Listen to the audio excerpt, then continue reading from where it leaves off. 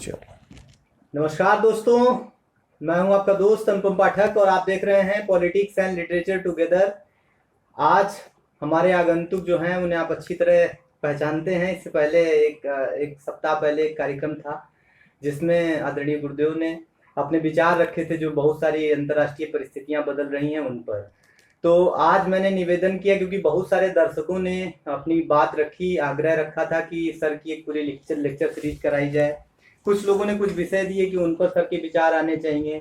कुछ लड़कों ने खिलाफत आंदोलन और तमाम सारे अन्य विषय दिए थे, लेकिन एक जिस पर समझ बनी कि सर आज बात करेंगे भारत विश्व दृष्टि के बारे में।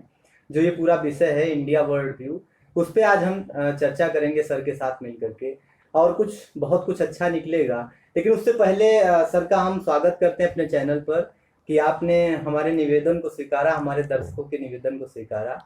हम आपके बहुत बहुत आभारी हैं। शुरू करें सर, तो कुछ प्रश्न है हमारे पास जिनके बारे में हम चर्चा कर लें। सुबह से हमने जो है रखा हुआ था कि जो लोग हैं वो अपनी बात रख सकते हैं। तो इसमें सबसे पहला प्रश्न जो आया है अमित जी की ओर से, वो हमने रखा है। प्रश्न तो बहुत सारे थे, लगभग 20 से 25 सवाल हमारे पास आए थे, लेकिन हम सबको यहाँ शामिल नहीं कर सकते। उनको हमने एक सम्मिलित दृष्टिकोण दिया है। तो उसमें अमित जी का सवाल है कि अगर विश्व व्यवस्था परिवर्तित होती है और चीन जो है वो मुख्य धारा में आता है, एक पावर बन करके, सोल पावर बन करके उभरता है, तो फिर जो लोकतंत्र का लाभ जो पूंजीवादी देश उठा रहे हैं, तो उनमें क्या होगा, संसाधनों की क्या आवश्यकता बदलेगी, कौन कौन से संसाधनों में परिवर्तन आएगा, इस तरह की चीजें पूछ रहे हैं। दूसरी तरफ सचिन का जो सवाल है कि अंतर्राष्ट्रीय संगठनों में जो बदलाव हो रहा है उसमें आप भारत को कहाँ देखते हैं, ये प्रश्न है। और आदर्श जी ने प्रश्न रखा है कि अमेरिका और भारत की नज़दीकी लगातार बढ़ती चली जा रही है, वैसे में भारत के संबंधों पर रूस का जो संबंध है उस क्या प्रभाव पड़ेगा, क्या उसकी नज़दीकी में दूरी आ जाएगी, क्या होगा, इस पर उन्होंने।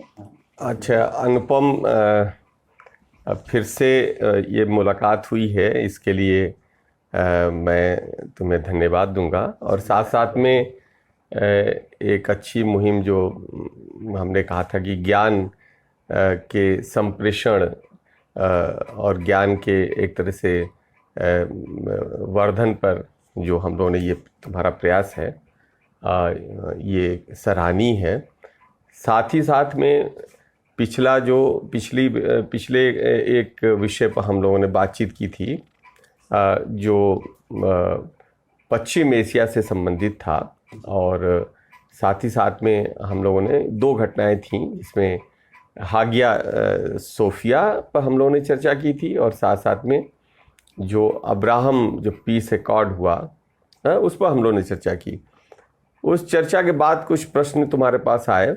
उसमें से एक प्रश्न आया कि वो खिलाफत के बारे में बात आई कि ये खिलाफत क्या है, क्योंकि उस वाले चर्चा में मैंने एक बात कही थी कि भाई भारत में खिलाफत की असफलता पाकिस्तान बनने के रास्ते को बहुत आसान कर देती है। एक्चुअली वो उसको आगे बहुत एक्सीलरेट कर देती है और रास्ता एकदम साफ हो जाता है। तो इस पर भी हम लोग चर्चा करेंगे। अगली जो चर्चा होगी उस चर्चा में मैं सोच रहा था कि ये सारी बातें उठा ली जाएं, और ये खिलाफत आंदोलन भारत में क्या था, इस पाकिस्तान निर्माण के साथ इसका क्या संबंध है, साथ ही साथ में ये खिलाफत आया कहाँ से, ये खिलाफत कब शुरू हुआ, खिलाफत का क्या मतलब हुआ, उसका एक जो देसी मतलब क्या हुआ, उसका एक वैश्विक क्या उसका मतलब है, ये सारी बातें। और उसका एक वैचारिक अपना कारण भी है, एक वैचारिक उसकी पृष्ठभूमि है, वैचारिक उसका अपना उसकी अपनी वैचारिकी भी है, उस पर भी हम लोग कभी चर्चा करेंगे। आज जो आपके पास 3 या 4 प्रश्न आए हैं, आप ये प्रश्न क्या है कि इस पर हम ये एप्लीकेशन पार्ट है। अंतर्राष्ट्रीय राजनीति में हम जब चर्चा करते हैं तो उसमें वो एप्लीकेशन पार्ट है।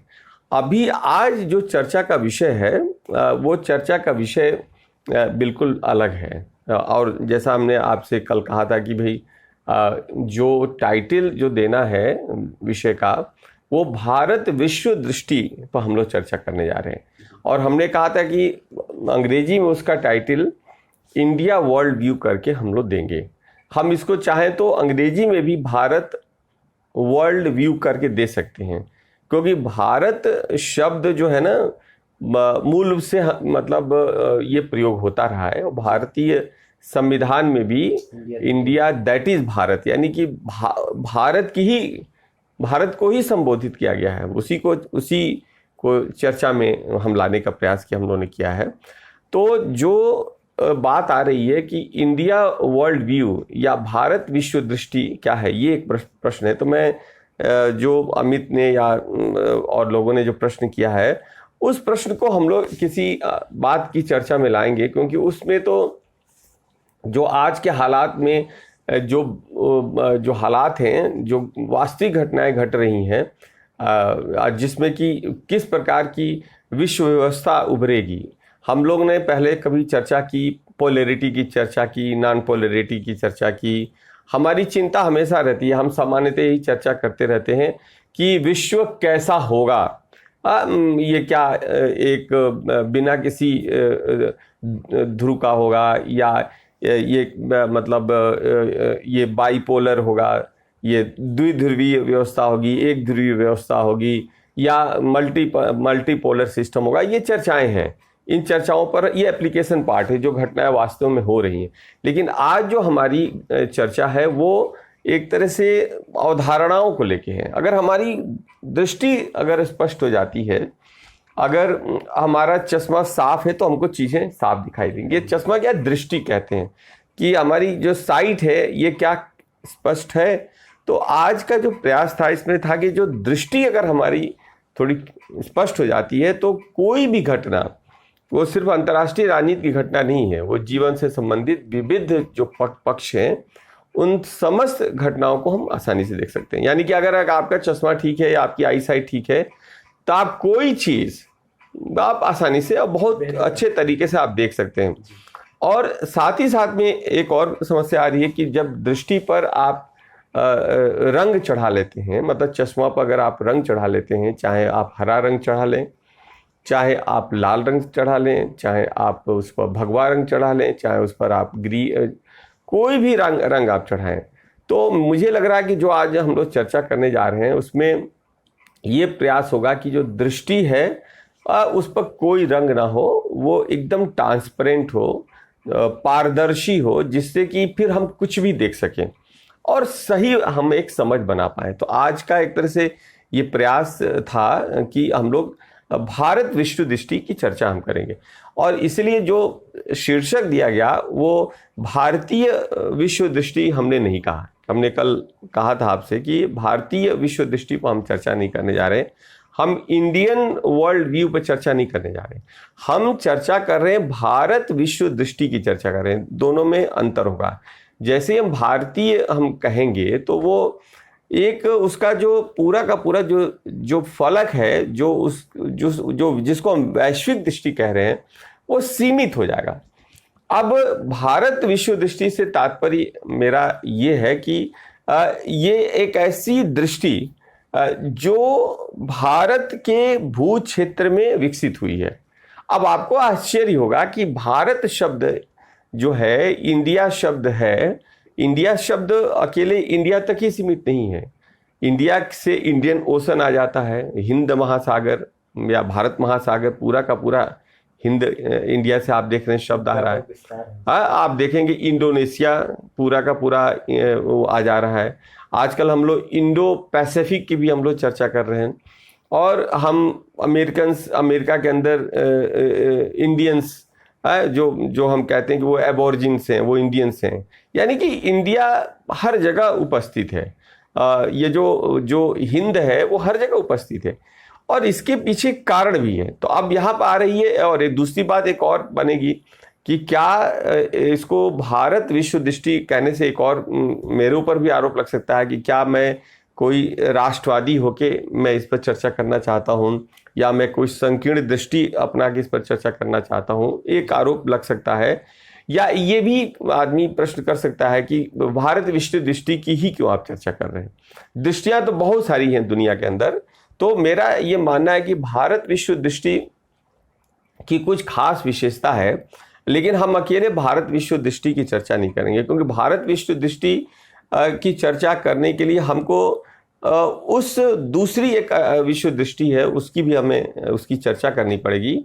और वो जिन दो दृष्टि की हम बात करने जा रहे हैं आज, उन्हीं का समूचे विश्व की वैचारिकी के ऊपर प्रभाव पड़ा है। तो अब समस्या यह आ रही है कि भाई अगर हम मूल चीज को हम समझ लें तो बहुत सारी उससे जुड़ी हुई चीजें हमारी स्वतः स्पष्ट हो जाती हैं।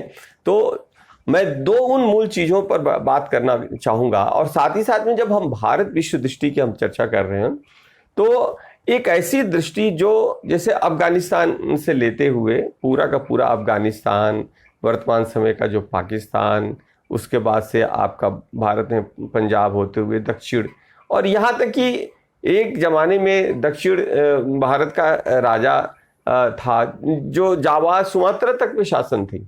तो ये पूरा जो बात जा रही है, जो विचार जा रहा है, जब विकसित हो रहा है, उत्पन्न हो रहा है विचार, भारत विश्व दृष्टि उत्पन्न हो रही है और भारत विश्व दृष्टि विकसित हो रही है और निरंतर अभी भी विकास के दौर से गुजर रही है। सबसे बड़ी विशेषता है भारत विश्व दृष्टि की कि ये कहीं पर रुकी नहीं है, स्टैग्नेंट नहीं है, ये मतलब कहीं ठहर सी नहीं गई है, ये कोई अंतिम सत्य नहीं है, ये एक ऐसा सत्य लेके चल रही है जो लगातार बदल रही है, परिवर्तित हो रही है। मेरा प्रश्न है हाँ कि बहुत सारे ऐसे लोग हैं, जैसे आप शायद जिस विश्व दृष्टि की बात कर रहे हैं कि जो वो हमेशा ट्रेवल कर रही है, यात्रा कर रही है, वो लगातार जो है विकास की प्रक्रिया में है, एक सांस्कृतिक विचारधारा के तौर पर एक जो उसका साफ पावर है।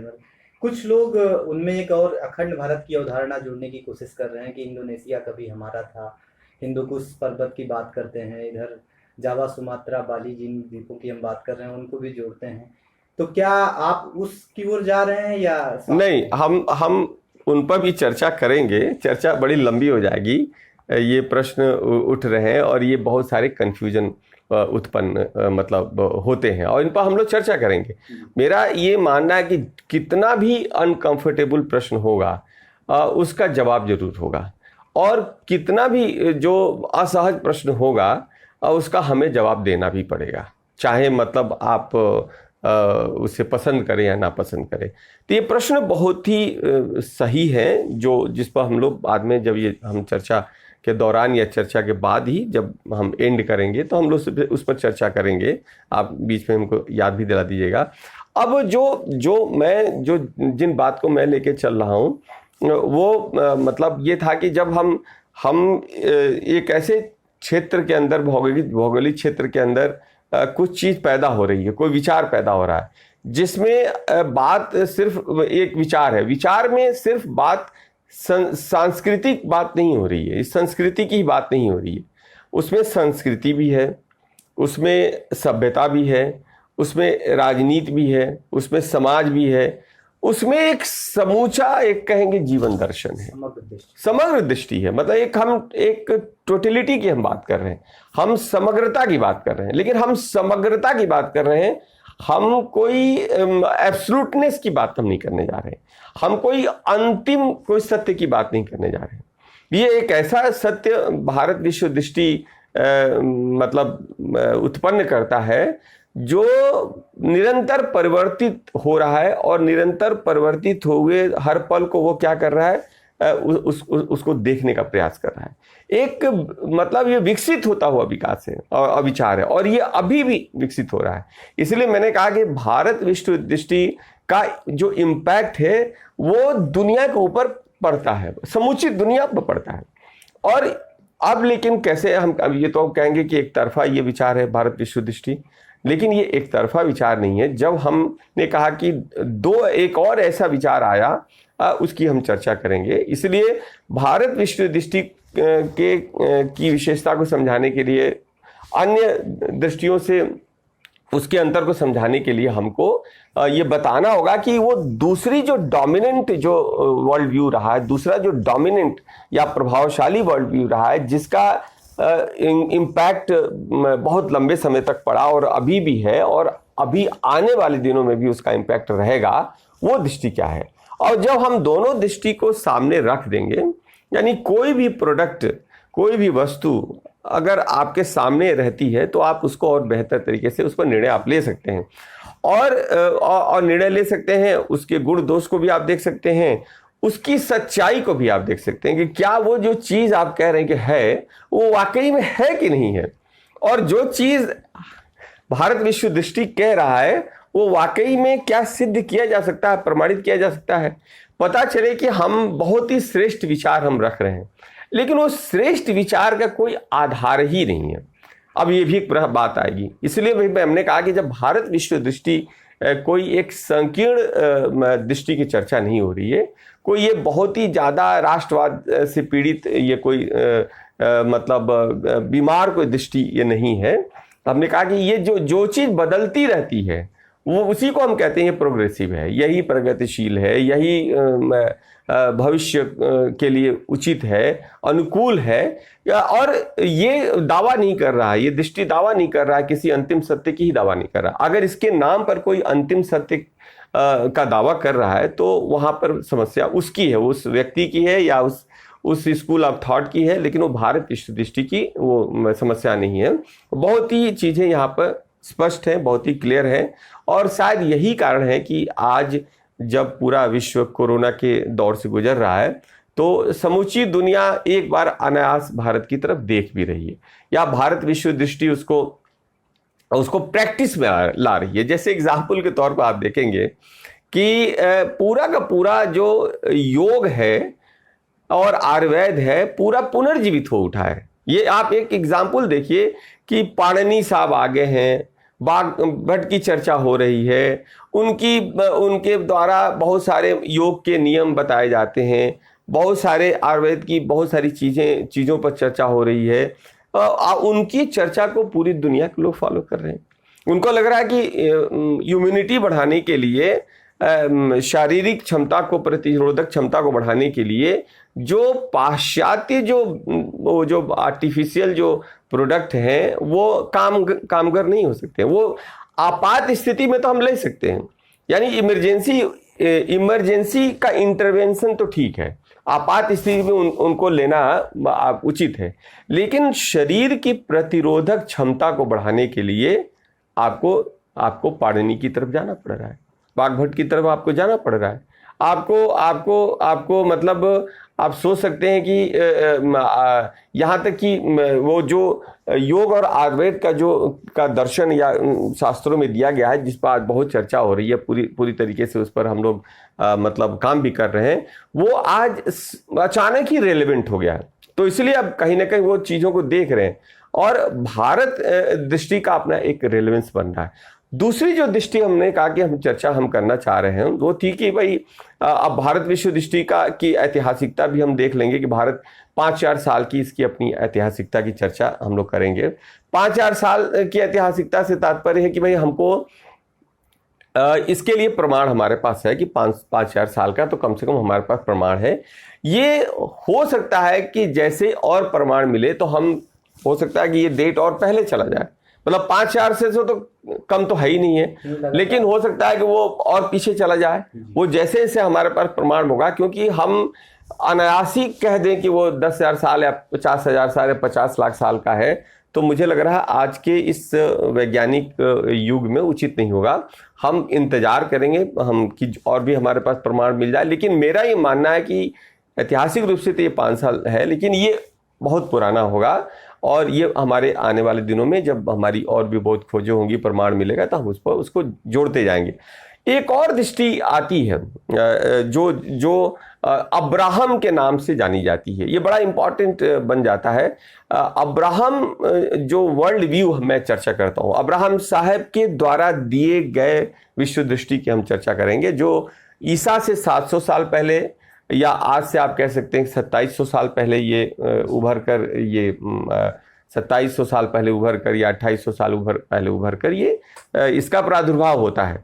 तो आप देख सकते हैं कि अब 2 दृष्टि आ रही है, यानी कि 2 दृष्टि है। एक तरफ आपका भारत विश्व दृष्टि है, और इस भारत विश्व दृष्टि का जो मूवमेंट होता है आप देखेंगे इतिहास में, वो मूवमेंट पूरे एशिया से होते हुए पूरब की तरफ जाता है, वो बहुत ट्रेवल करता है। मैं उसका पूरा रास्ता बताऊंगा। और जो इजराइल के अंदर जेरूसलम के अंदर जो विचार पैदा होता है अब्राहम साहब का, वो अब्राहम साहब बताऊंगा कि अब्राहम साहब कौन थे, अगर हमारे पास समय होगा तो। अब्राहम साहब अपना एक विचार लेके आते हैं और वो उस विचार का जो मूवमेंट होता है वो वेस्ट वर्ल्ड होता है, वो पश्चिम एशिया से होते हुए वो आप देखेंगे कि वो तुर्की होते हुए और यूरोप के अंदर प्रवेश करके वो पूरा यूरोप के अंदर जाता है और एक ऐसा समय आता है कि फिर वो पूरा ट्रेवल करके अपना चक्र पूरा करता है।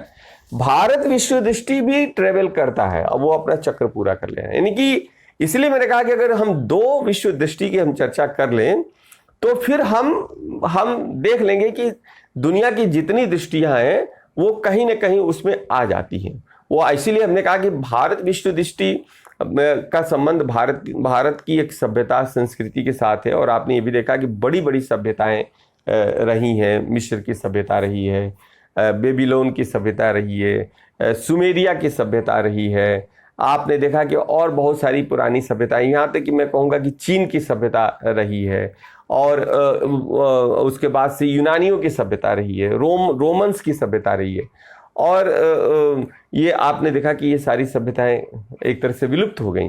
चीनी सभ्यता भी विलुप्त हो गई। ये भी मैं बताऊंगा कि 1949 में अगर वहाँ क्रांति होती है तो जो सभ्यता लेके चल रहे थे, जो विचार लेके चल रहे थे, वो तो उन्होंने दफना दिया। वो तो फिर जो विचार लेते हैं, अडॉप्ट करते हैं वन पार्टी टोटलिटेरियन सिस्टम, तो वो तो भाई वो विचार तो मार्क्स, स्टालिन और लेनिन, वो तो यानी पश्चिम का ही तुम विचार ले लेते हैं। तो तुम तो एक तरह से अपनी पूरी जो तुम्हारी जो वैचारिकी थी तुमने उसको त्याग दिया। या आप कहेंगे कि मिस्र की सभ्यता क्यों खत्म हो गई, सुमेरिया की सभ्यता क्यों खत्म हो गई, बेबीलोनियन सभ्यता क्यों खत्म हो गई, ईरान की जो फारस की सभ्यता थी, जो पर्शियन जिसको कहते हैं, वो सभ्यता खत्म हो गई।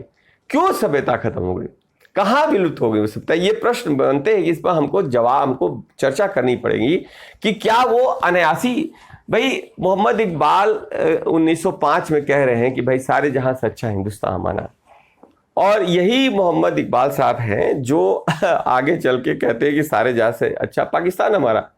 तो ये पूरी बात नहीं आती है और पाकिस्तान का जो बीज मतलब बोया जाता है वो उनके दिमाग से उत्पन्न होता है।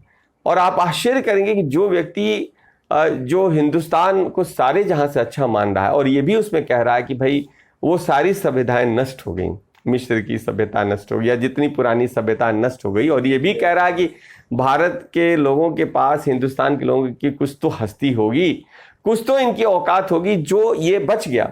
लेकिन उसी व्यक्ति का आगे चल के आपने कहा कि मतलब वो उसका विश्वास उस पर नहीं रहता। वो जो बात जो वो स्थापना दे रहा है, जो वो अपनी मान्यता दे रहा है, वो उसी मान्यता और उसी स्थापना पर टिक नहीं पा रहा है थोड़े दिन के बाद ही। यानी कि बात सही कह रहा है, लेकिन क्या कारण था? इसलिए मैंने कहा कि पिछली बार हमने कहा कि भाई उसको हम लोग देखेंगे कि वो कहाँ से वो किस दिशा में वो गया और कैसे पाकिस्तान का निर्माण हो गया। ये बात हम लोग आगे चर्चा करेंगे। लेकिन अब एक बात तो उसने कहा कि भाई सारी सभ्यताएं वो खत्म हो गई और हिंदुस्तान की सभ्यता रही। ये जो हिंदुस्तान की सभ्यता है वो, इसलिए मैंने कहा कि भारत विश्व दृष्टि बहुत ही महत्वपूर्ण बन जाती है। इसलिए महत्वपूर्ण बन जाती है कि ये अपने किसी न किसी रूप में ये आज भी विद्यमान है, और विद्यमान ही नहीं है। अगर इसको बड़े खुले मन से देखा जाएगा, अगर इसको आप अपने आप को बांध कर किसी चीज में देखेंगे ना तो आप उसको देख नहीं पाएंगे। इसलिए मैंने कहा कि अगर मैं रूस में भी पैदा हुआ होता, चीन में भी ये बात कहता, चीनी होता, तब भी मैं भारत विश्व दृष्टि की चर्चा करता। ये नहीं है कि मैं भारत में पैदा हुआ हूँ, भारतीय हूँ, तो इसलिए मैं भारत विश्व दृष्टि की चर्चा कर रहा हूँ। इसकी बहुत सारी चीजें जो आप उसको कह सकते हैं कि ये कोई इसको क्षेत्रीयता में हम बांटेंगे नहीं, अब तुम्हारे उस सीमाओं में नहीं बांधेंगे।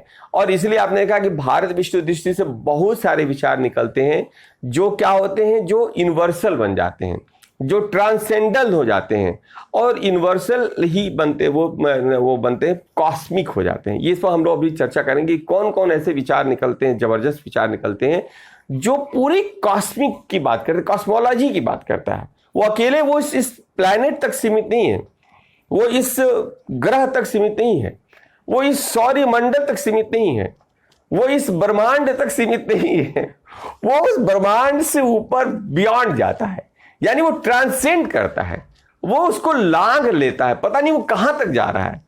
वो अनंत है, वो अथाह है, वो असीम है। यानी कि जो भारत विश्व दृष्टि है वो कोई फिक्स्ड नहीं है, वो बहुत ही ज्यादा उसमें गहराई है। अब कहां से वो गहराई आ रही है, ये चर्चा का, ये जो मैं कह रहा हूं, ये कोई मैं किसी मतलब किसी कहेंगे कि इतिहास के सम्मोहन के चलते मैं नहीं कह रहा हूं। मुझे लग रहा है कि इसको कहने के पीछे मेरे पास प्रमाण है, और इस प्रमाण को हम लोग प्रमाण पर चर्चा करेंगे, यानी फैक्ट के आधार पर ही चर्चा हो रही है, ये विश्वास के आधार पर मैं कोई चर्चा नहीं कर रहा हूं। और अब बात आ रही है कि अब्राहम साहब की एक दृष्टि आ रही है इजराइल के अंदर, और उस दृष्टि का प्रभाव पूरा यूरोप के अंदर पड़ता है, पश्चिम एशिया के अंदर पड़ता है, फिर यूरोप के अंदर पड़ता है, और वो अपना वो एक जगह तक सीमित नहीं रहता है।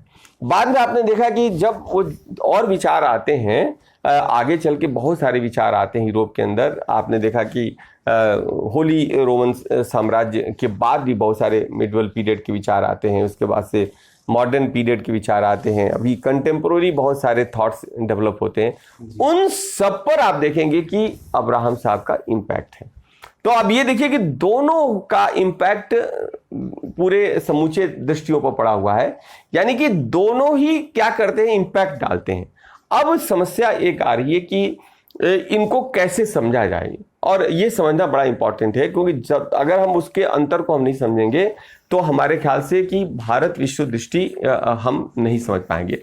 अब बात आ रही है कि भारत विश्व दृष्टि और अब्राहम साहब की दृष्टि में क्या अंतर है। और अब्राहम साहब की दृष्टि, हमने कहा कि अब्राहम साहब एक ऐसे व्यक्ति होते हैं जिनको पैट्रियार्क कहा जाता है, मतलब आज भी लोग उनको पैट्रियार्क मानते हैं, यानी कि वो एक ऐसा जो परिवार का मुखिया जिसको आप कह सकते हैं, या परिवार का पिता कह सकते हैं, या परिवार का वो वयोवृद्ध आप कह सकते हैं, या वो उसको धर्म गुरु कह सकते हैं, धर्म पिता कह सकते हैं।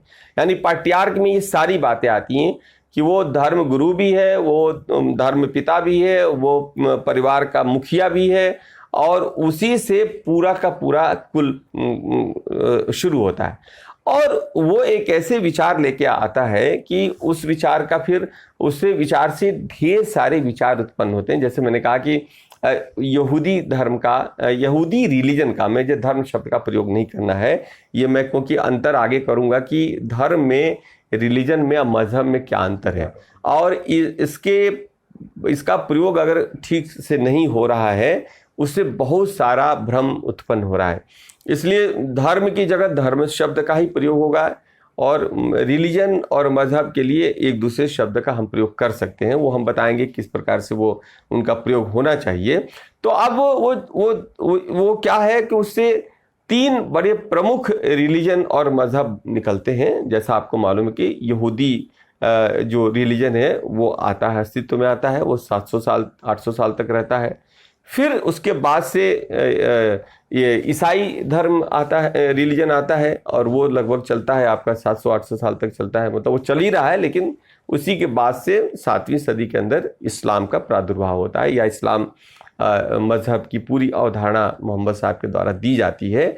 और उसके साथ ही साथ में जैसे हमने कहा कि और बहुत सारे लोग होते हैं जिन पर उसका प्रभाव पड़ता है। जैसे हमने कहा कि जोरोस्ट्रियन हैं, ड्रूज हैं, इसी तरीके बहुत सारी और माइनॉरिटीज़ हैं जिन पर इनका प्रभाव पड़ता है। और उसको आप प्रभाव को हम लोग देखेंगे, उसको हम लोग देख लेंगे कि प्रभाव पड़ता है, फिर भी थोड़ा उनके अंदर अंतर है, और शायद वो किस प्रकार से अंतर है उस पर हम लोग चर्चा करेंगे। अब ये दो दृष्टि आपके सामने लगभग एक क्लियर हो रही है कि एक तरफ भारत विश्व दृष्टि है जो हम कह रहे हैं कि ऐतिहासिक रूप से 5,000 साल से शुरू हो रही है, और दूसरी दृष्टि जो शुरू हो रही है वो आपकी अब्राहम साहब के द्वारा प्रतिपादित दृष्टि उत्पन्न हो रही है। अब दोनों की क्या, दोनों में मूलभूत अंतर क्या है, जो एक डोमिनेंट फैक्टर हम कह सकते हैं कि दोनों को अलग अलग करता है, और बहुत ही जरूरी है उसको जानना, क्योंकि अगर हम उसको जान लेते हैं तो हमारा दृष्टि और भी, हम बहुत चीज़ों को बहुत साफ तरीके से हम देख पाएंगे। अब भारत विश्व दृष्टि की जो विशेषता है वो विशेषता है कि वहाँ पर धर्म की कंटिन्यूटी है। धर्म कंटिन्यू कर रहा है, वहां पर धर्म है और कुछ भी नहीं है। यानी उसकी मूलभूत विशेषता है कि वहां पर धर्म की चर्चा की जाती है और धर्म के अनुकूल जीवन, धर्म के अनुकूल संस्कृति, धर्म के अनुकूल राजनीतिक व्यवस्था, यानी कि धर्म एक ऐसा पैरामीटर तैयार होता है, एक ऐसा मापदंड के रूप में वो आता है कि आप वो एक तरह से यार्डस्टिक बन जाता है कि अगर हमें कोई चीज़ देखना है, हम किसी चीज़ को मेजर करना है, तो हम तत्काल हम कहते हैं अरे ये धर्म के अनुकूल नहीं है, अरे ये तो धर्म के अनुकूल है। यानी वो मापदंड बन जाता है हमारे पास, ये खाना चाहिए कि नहीं, अरे ये हमारे धर्म के ये धार्मिक नहीं है, यह धार्मिक है। तो ये धर्म और धर्म साथ ही साथ में वो क्या करता है, ट्रेवल करता है, वो दम चलता रहता है, उसकी कंटिन्यूटी है। अब दूसरी तरफ अब्राहम जो रिलीजन है या अब्राहम जो वर्ल्ड जो व्यू है, उसकी विशेषता है कि वहां पर फेथ की कंटिन्यूटी है, वहां पर विश्वास की कंटिन्यूटी है, वहां पर विश्वास ट्रेवल कर रहा है। मतलब वहां पर धर्म नहीं है। तो अब आप ये कहेंगे कि यहूदी अंतर ये हम बताएंगे कि यहूदी रिलीजन है, ईसाई रिलीजन है, इस्लाम रिलीजन या अरबी में आप उसको मजहब आप कह सकते हैं, वो लेकिन वहां वो धर्म नहीं है। और जब ये बात कहने पर बड़ी दिक्कतें पैदा होती हैं, तो ये इससे लगता है कि कहीं ये कोई दुर्भावनापूर्ण तरीके से तो बंटवारा नहीं किया जा रहा है। मुझे लग रहा है कि इसमें कहीं कोई दुर्भावना नहीं है, क्योंकि इसमें मैं तथ्यात्मक बातें रखना चाहूँगा कि धर्म और रिलीजन में अंतर क्या है। ये एक बहुत महत्वपूर्ण प्रश्न बन रहा है, क्योंकि इस प्रश्न का अगर हम उत्तर नहीं ढूंढ पा रहे हैं तो इतना ज़्यादा मैंने देखा कि कन्फ्यूज़न है। और इसका कन्फ्यूजन सिर्फ धर्म का अध्ययन करते समय या संस्कृति का अध्ययन करते समय या सभ्यता का अध्ययन करते समय ही नहीं है, क्योंकि इन तमाम का प्रभाव जो पड़ता है ना, वो राजनीतिक विचारधारा पर, आर्थिक विचारधारा पर, सामाजिक सांस्कृतिक विचारधारा पर प्रभाव पड़ता है। अब्राहम साहब की दृष्टि का प्रभाव आप देख सकते हैं कि जैसे मैंने एक BHU वाले कार्यक्रम में मैंने कहा कि भाई अंत की घोषणा वो कर रहे हैं पश्चिम के लोग, क्या हुआ, हर चीज का अंत, वो छाती पीट रहे हैं, विचारधारा का अंत, इतिहास का अंत, लेखक का अंत, और उसके बाद से मतलब अंत जैसे लग रहा है कि वो सब कुछ अब हम एकदम अंत के नजदीक हैं। तो ये क्या अचानक आ रहा है? आप देखेंगे कि ये अचानक नहीं आ रहा है, ये अचानक फ्रांसिस फुकुयामा अंत से भयभीत नहीं हो पाते हैं, डेनियल बेंट अंत से भयभीत नहीं हो पाते हैं। ऐसा नहीं कि अचानक आ रहा है, ये अंत वो पहले से उनके दृष्टि के अंदर अब्राहम साहब ने डाल दिया है। और ये इसलिए मैंने कहा कि वहां पर जो कंटिन्यूटी है वो फेथ की कंटिन्यूटी है। आज भी पश्चिम एशिया और आज भी पश्चिम पूरा जगत फेथ से ही तो झगड़ा कर रहा है। वो फेथ को आधार बना के आज भी पूरा पश्चिम एशिया एक तरह से रक्त और मांस के लोथड़े वहां गिर रहे हैं आज भी। और जहां जहां फेथ ये जा रहा है वहां तो बड़ी दिक्कतें आ रही हैं कि आप, क्योंकि फेथ क्या है ना कि फेथ को सिद्ध करना बड़ा मुश्किल है। हमने इसीलिए कहा कि जब हम दो प्रोडक्ट हम रखेंगे तो दो प्रोडक्ट हम रखेंगे ना कि ये दो प्रोडक्ट है, ये दो मतलब ये मोबाइल है तो दो मोबाइल है, ये रख देंगे प्रोडक्ट, तभी तो हम तय करेंगे कि ये सही है कि ये सही नहीं है। हमने कहा कि ये मोबाइल है और ये सर ये मोबाइल है, या आप मानिए कि ये मोबाइल है और आप ये मान के चलिए कि ये मोबाइल है, तो हम कह रहे हैं ये मोबाइल, हमको सिद्ध तो करो कि ये मोबाइल है। अब ये कैसे सिद्ध होगा?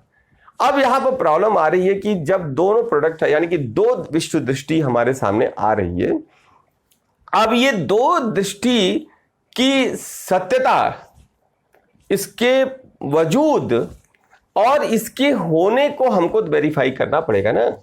अब ये कैसे वेरीफाई किया जाएगा? और अब एक और बात आ रही है इसमें ढेर सारी बातें आएंगी।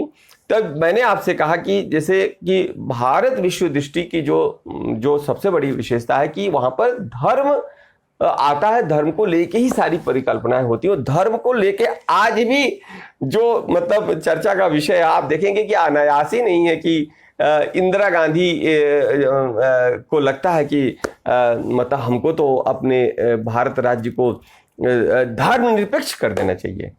अचानक उनको क्यों लगता है, जबकि संविधान बनाने वाले में उनके पिता बहुत बड़े विद्वान नेता, स्टेट्समैन, लेखक पंडित जवाहरलाल नेहरू स्वयं उसमें वो एक मेंबर होते हैं। डॉक्टर अंबेडकर जैसा विद्वान, मनीषी और कहेंगे कि आप कानून का एक अपने युग का एक आप कह सकते हैं कि वो आइंस्टीन आप कह सकते हैं उनको कि वो थे। और बहुत सारे लोग आप देखेंगे कि जितने भी हैं उसमें जो सम्मिलित होते हैं वो अपने अपने कानून का कम से कम लॉयर्स तो थे, कानून के क्षेत्र के बहुत बड़े विशेषज्ञ थे, जहाँ जितने भी थे उसमें लगे हुए थे। और वो बहुत बड़ी सभा थी और उसने काफ़ी लंबी चर्चा की, 2 साल 11 महीना कितने दिन आपने देखा कि वो चर्चा हुई। यानी कि भारतीय संविधान कोई अचानक तो नहीं बना, उसमें बड़ी गंभीर चर्चा हुई, उसके एक एक बिंदुओं पर बड़ी गंभीर चर्चा हुई। और वहाँ पर 2 शब्द जो बाद में डाले गए 42वें संशोधन में, आपातकाल की स्थिति में डाले गए, तो वो शब्द की क्या अचानक जरूरत पड़ गई। और विशेष रूप से अचानक मिसेस गांधी को क्या लगता है कि भारत को धर्मनिरपेक्ष कर दिया जाए।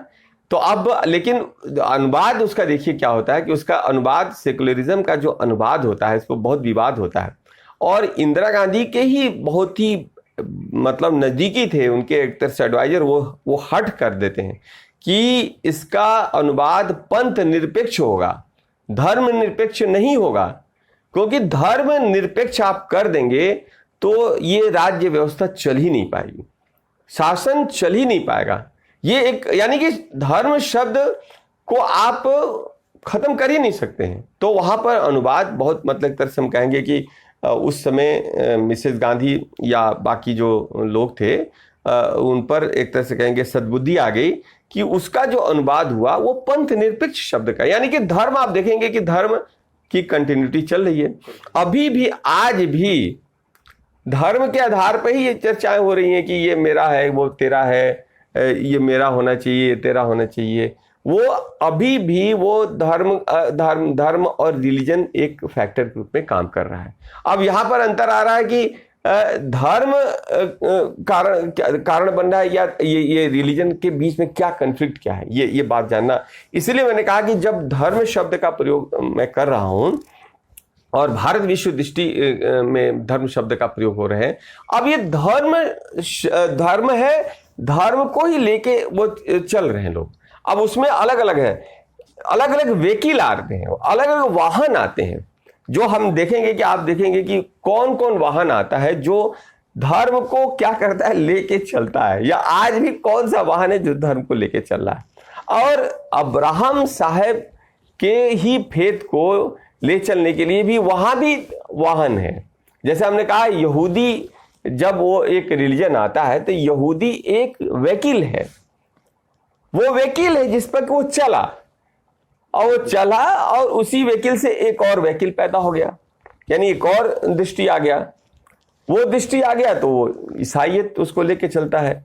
और जब ईसाईयत 4वीं सदी के अंदर वो जब उसको रोमन साम्राज्य, वही रोमन साम्राज्य जिनके सैनिकों ने ईसा मसीह को सूली पर चढ़ाया था यहूदियों के कहने पर, स्वयं यहूदी भी थे, और वही जब कॉन्स्टेंटाइन उसको अपना राज्य धर्म यानी स्टेट रिलीजन घोषित करता है तो वही ईसाईयत पूरे विश्व के अंदर फैल जाती है। आज कहते हैं कि वो नंबर 1 का रिलीजन है। अब आप देखेंगे कि वो परंपरा, वो वकील आज भी चल रहा है। अब तीसरा वकील आ जाता है। अरब को लगता है कि हम कहाँ से कम हैं, तो मोहम्मद साहब आते हैं, एक वकील लेके आ जाते हैं कि कहते हैं कि ये मेरा एक वकील है इस्लाम का। तो अब तीनों के बीच में विशेषता क्या है, कॉमन पॉइंट क्या है? ढेर सारे कॉमन पॉइंट हैं। अब पहला जो कॉमन पॉइंट है कि वो फेथ की कंटिन्यूटी है। सर यहाँ ये एक बहुत इंपॉर्टेंट बात है। अब मैं फिर अभी चर्चा करूंगा कि फेथ कैसे कंटिन्यू कर रहा है। वकील अलग अलग हो सकते हैं, लेकिन फेथ क्या है कि वो, अच्छा फेथ पर भी चर्चा होगी कि फेथ क्या है। प्रश्न तुम पूछो तो फिर हम लोग चर्चा करें। ये है कि बहुत सारे लोगों का ये कहना है कि हम भी बहुत सारे व्हीकल का इस्तेमाल कर रहे हैं इंडिया के जो धर्म सिस्टम है उसको आगे चलाने के लिए। तो मैं अभी इसी पर चर्चा करूँ, हाँ मैं अभी अभी उसी पर चर्चा मैं कर रहा हूँ। तो तुम्हारा प्रश्न तो वही, तो मैं भी वही बात कहने में जा रहा था जो तुम पूछ रहे हो कि भाई वहां पर वकील आ रहा है, और हमने कहा कि वहां पर बड़े वकील तो 3 हैं, यहूदी, ईसाई और इस्लाम। छोटे छोटे वो छोटे छोटे रथ भी हैं, छोटे छोटे वकील और हैं, जैसे हमने कहा कि ड्रूज है, उसके बाद से जोरेस्टियन है, और उसके बाद से ये और बहुत सारे हैं, मतलब उसको हाँ पारसी भी हैं, ढेर सारा आप देखेंगे कि उसमें बात आ रही है। और उनकी संख्या 8-9 के लगभग आप कह सकते हैं कि है। आजकल तो अहमदियाज वगैरह भी एक तरह से, इस्लाम के अंदर भी बहुत सारी समस्याएं आ रही हैं। अहमदिया तो मुस्लिम है, लेकिन उनको वहाँ पर पाकिस्तान के अंदर मुस्लिम माना भी नहीं जा रहा है, मतलब ये एक अजीब सी स्थिति आ गई है। अब इन वकील्स के अंदर भी आप देखेंगे कि जो फेथ आ रहा है, फेथ यानी कि वो एक तरह से उसको हम कह सकते हैं वो पंथ के रूप में आ रहा है। ये वकील्स क्या है? पंथ है। ये पंथ जिसको कि भारतीय संविधान में कहा गया पंथ निरपेक्षता, ये वकील पंथों के रूप में है। चाहे यहूदी है वो एक पंथ है, रिलीजन है, या इस्लाम भी एक पंथ है, वो रिलीजन है या मजहब है, या ईसाईयत भी एक पंथ है। अब बात आ रही है कि जो भारत विश्व दृष्टि है ये कैसे शुरू हो रही है। तो इसमें हमने कहा कि 5000 साल में 2000 साल जो प्रारंभिक है उसमें वेद, 4 वेद का निर्माण किया जाता है। उसको कहते हैं भाई, उसको भी लेके कि वो अपौरुषेय थे। अब इस पर हम चर्चा करेंगे कि अपौरुषेय से क्या मतलब हुआ, क्योंकि कुछ लोगों ने उसको दूसरे तरीके से परिभाषित करने का प्रयास किया है। लेकिन मैं उस पर एक ऐसा दृष्टि रखना चाहूँगा कि जो व्यवहारिक है, जो वैज्ञानिक है, जो ऑब्जेक्टिव है। तो अब उन चारों वेद के अंदर वो धर्म आता है, और धर्म आता है, और शायद वो धर्म उसको आगे फिर वो बढ़ाते हैं। वो 2000 साल तक तो उसको बढ़ाते ही हैं आगे। उसके बाद से आप देखेंगे कि दूसरा आ जाता है भाई, एक वकील अपना काम पूरा कर लेता है, तो फिर उसके बाद से उपनिषद आ जाते हैं। वो युग के साथ साथ अलग अलग है। वहाँ पर मनुष्य वो किस प्रकार से, जब वो राजतंत्र सामाजिक जीवन आ जाता है, सभ्यता का विकास हो जाता है, राजतंत्री व्यवस्था आ जाती है, उसके अनुकूल विचार और धर्म की व्याख्या करनी होती है, तो उपनिषदों की संरचना की जाती है। आगे चल के आप देखेंगे कि वो उपनिषद आता है, फिर पुराणों की चर्चा होती है, उसमें वो आगे बढ़ता है, और ये चर्चा चलते चलते आगे चलती है। फिर महावीर स्वामी साहब आ जाते हैं, उसमें वो जैनिज्म का प्रतिपादन करते हैं। उसके अंदर वो अहिंसा की पूरी एक वैश्विक अवधारणा देते हैं, और जीवन को संचालित करने के लिए कुछ अपने वो उनके नियम बनाते हैं, वो अपनी बातें कहते हैं, और उसमें ईश्वर की अवधारणा पर भी वो अपना एक विपरीत और अलग मत रखते हैं। अब ये एक अभी आप देखेंगे कि परंपरा आगे बढ़ती है। उसके बाद से आप देखेंगे कि उसी के अंदर भी आप देखेंगे कि आगे सिद्धार्थ आते हैं। सिद्धार्थ यानी कि बुद्धत्व की प्राप्ति हो जाती है, तो बौद्ध एक वो रास्ता दिखाते हैं जिसको बुद्धिज्म के नाम से जानते हैं। वहाँ पर वो अपनी बात करते हैं, और आप देखेंगे कि जो आगे ये वकील चलता है, और साथ ही साथ में उसी के बीच में और बहुत सारी न्याय का दर्शन पूरा आता है। उसके बाद से आपका सांख्य का दर्शन आता है, उसी में आपने देखा कि वेदांत का दर्शन आता है, उसी में आप चारवाक का दर्शन आ जाता है। यानी कि जो डिफरेंट स्कूल्स ऑफ थॉट आते हैं, और ये स्कूल्स ऑफ थॉट क्या करते हैं, इनके मूल में, उनके चिंता के केंद्र में वो धर्म है, रिलीजन नहीं है, मजहब नहीं है, फेथ नहीं है।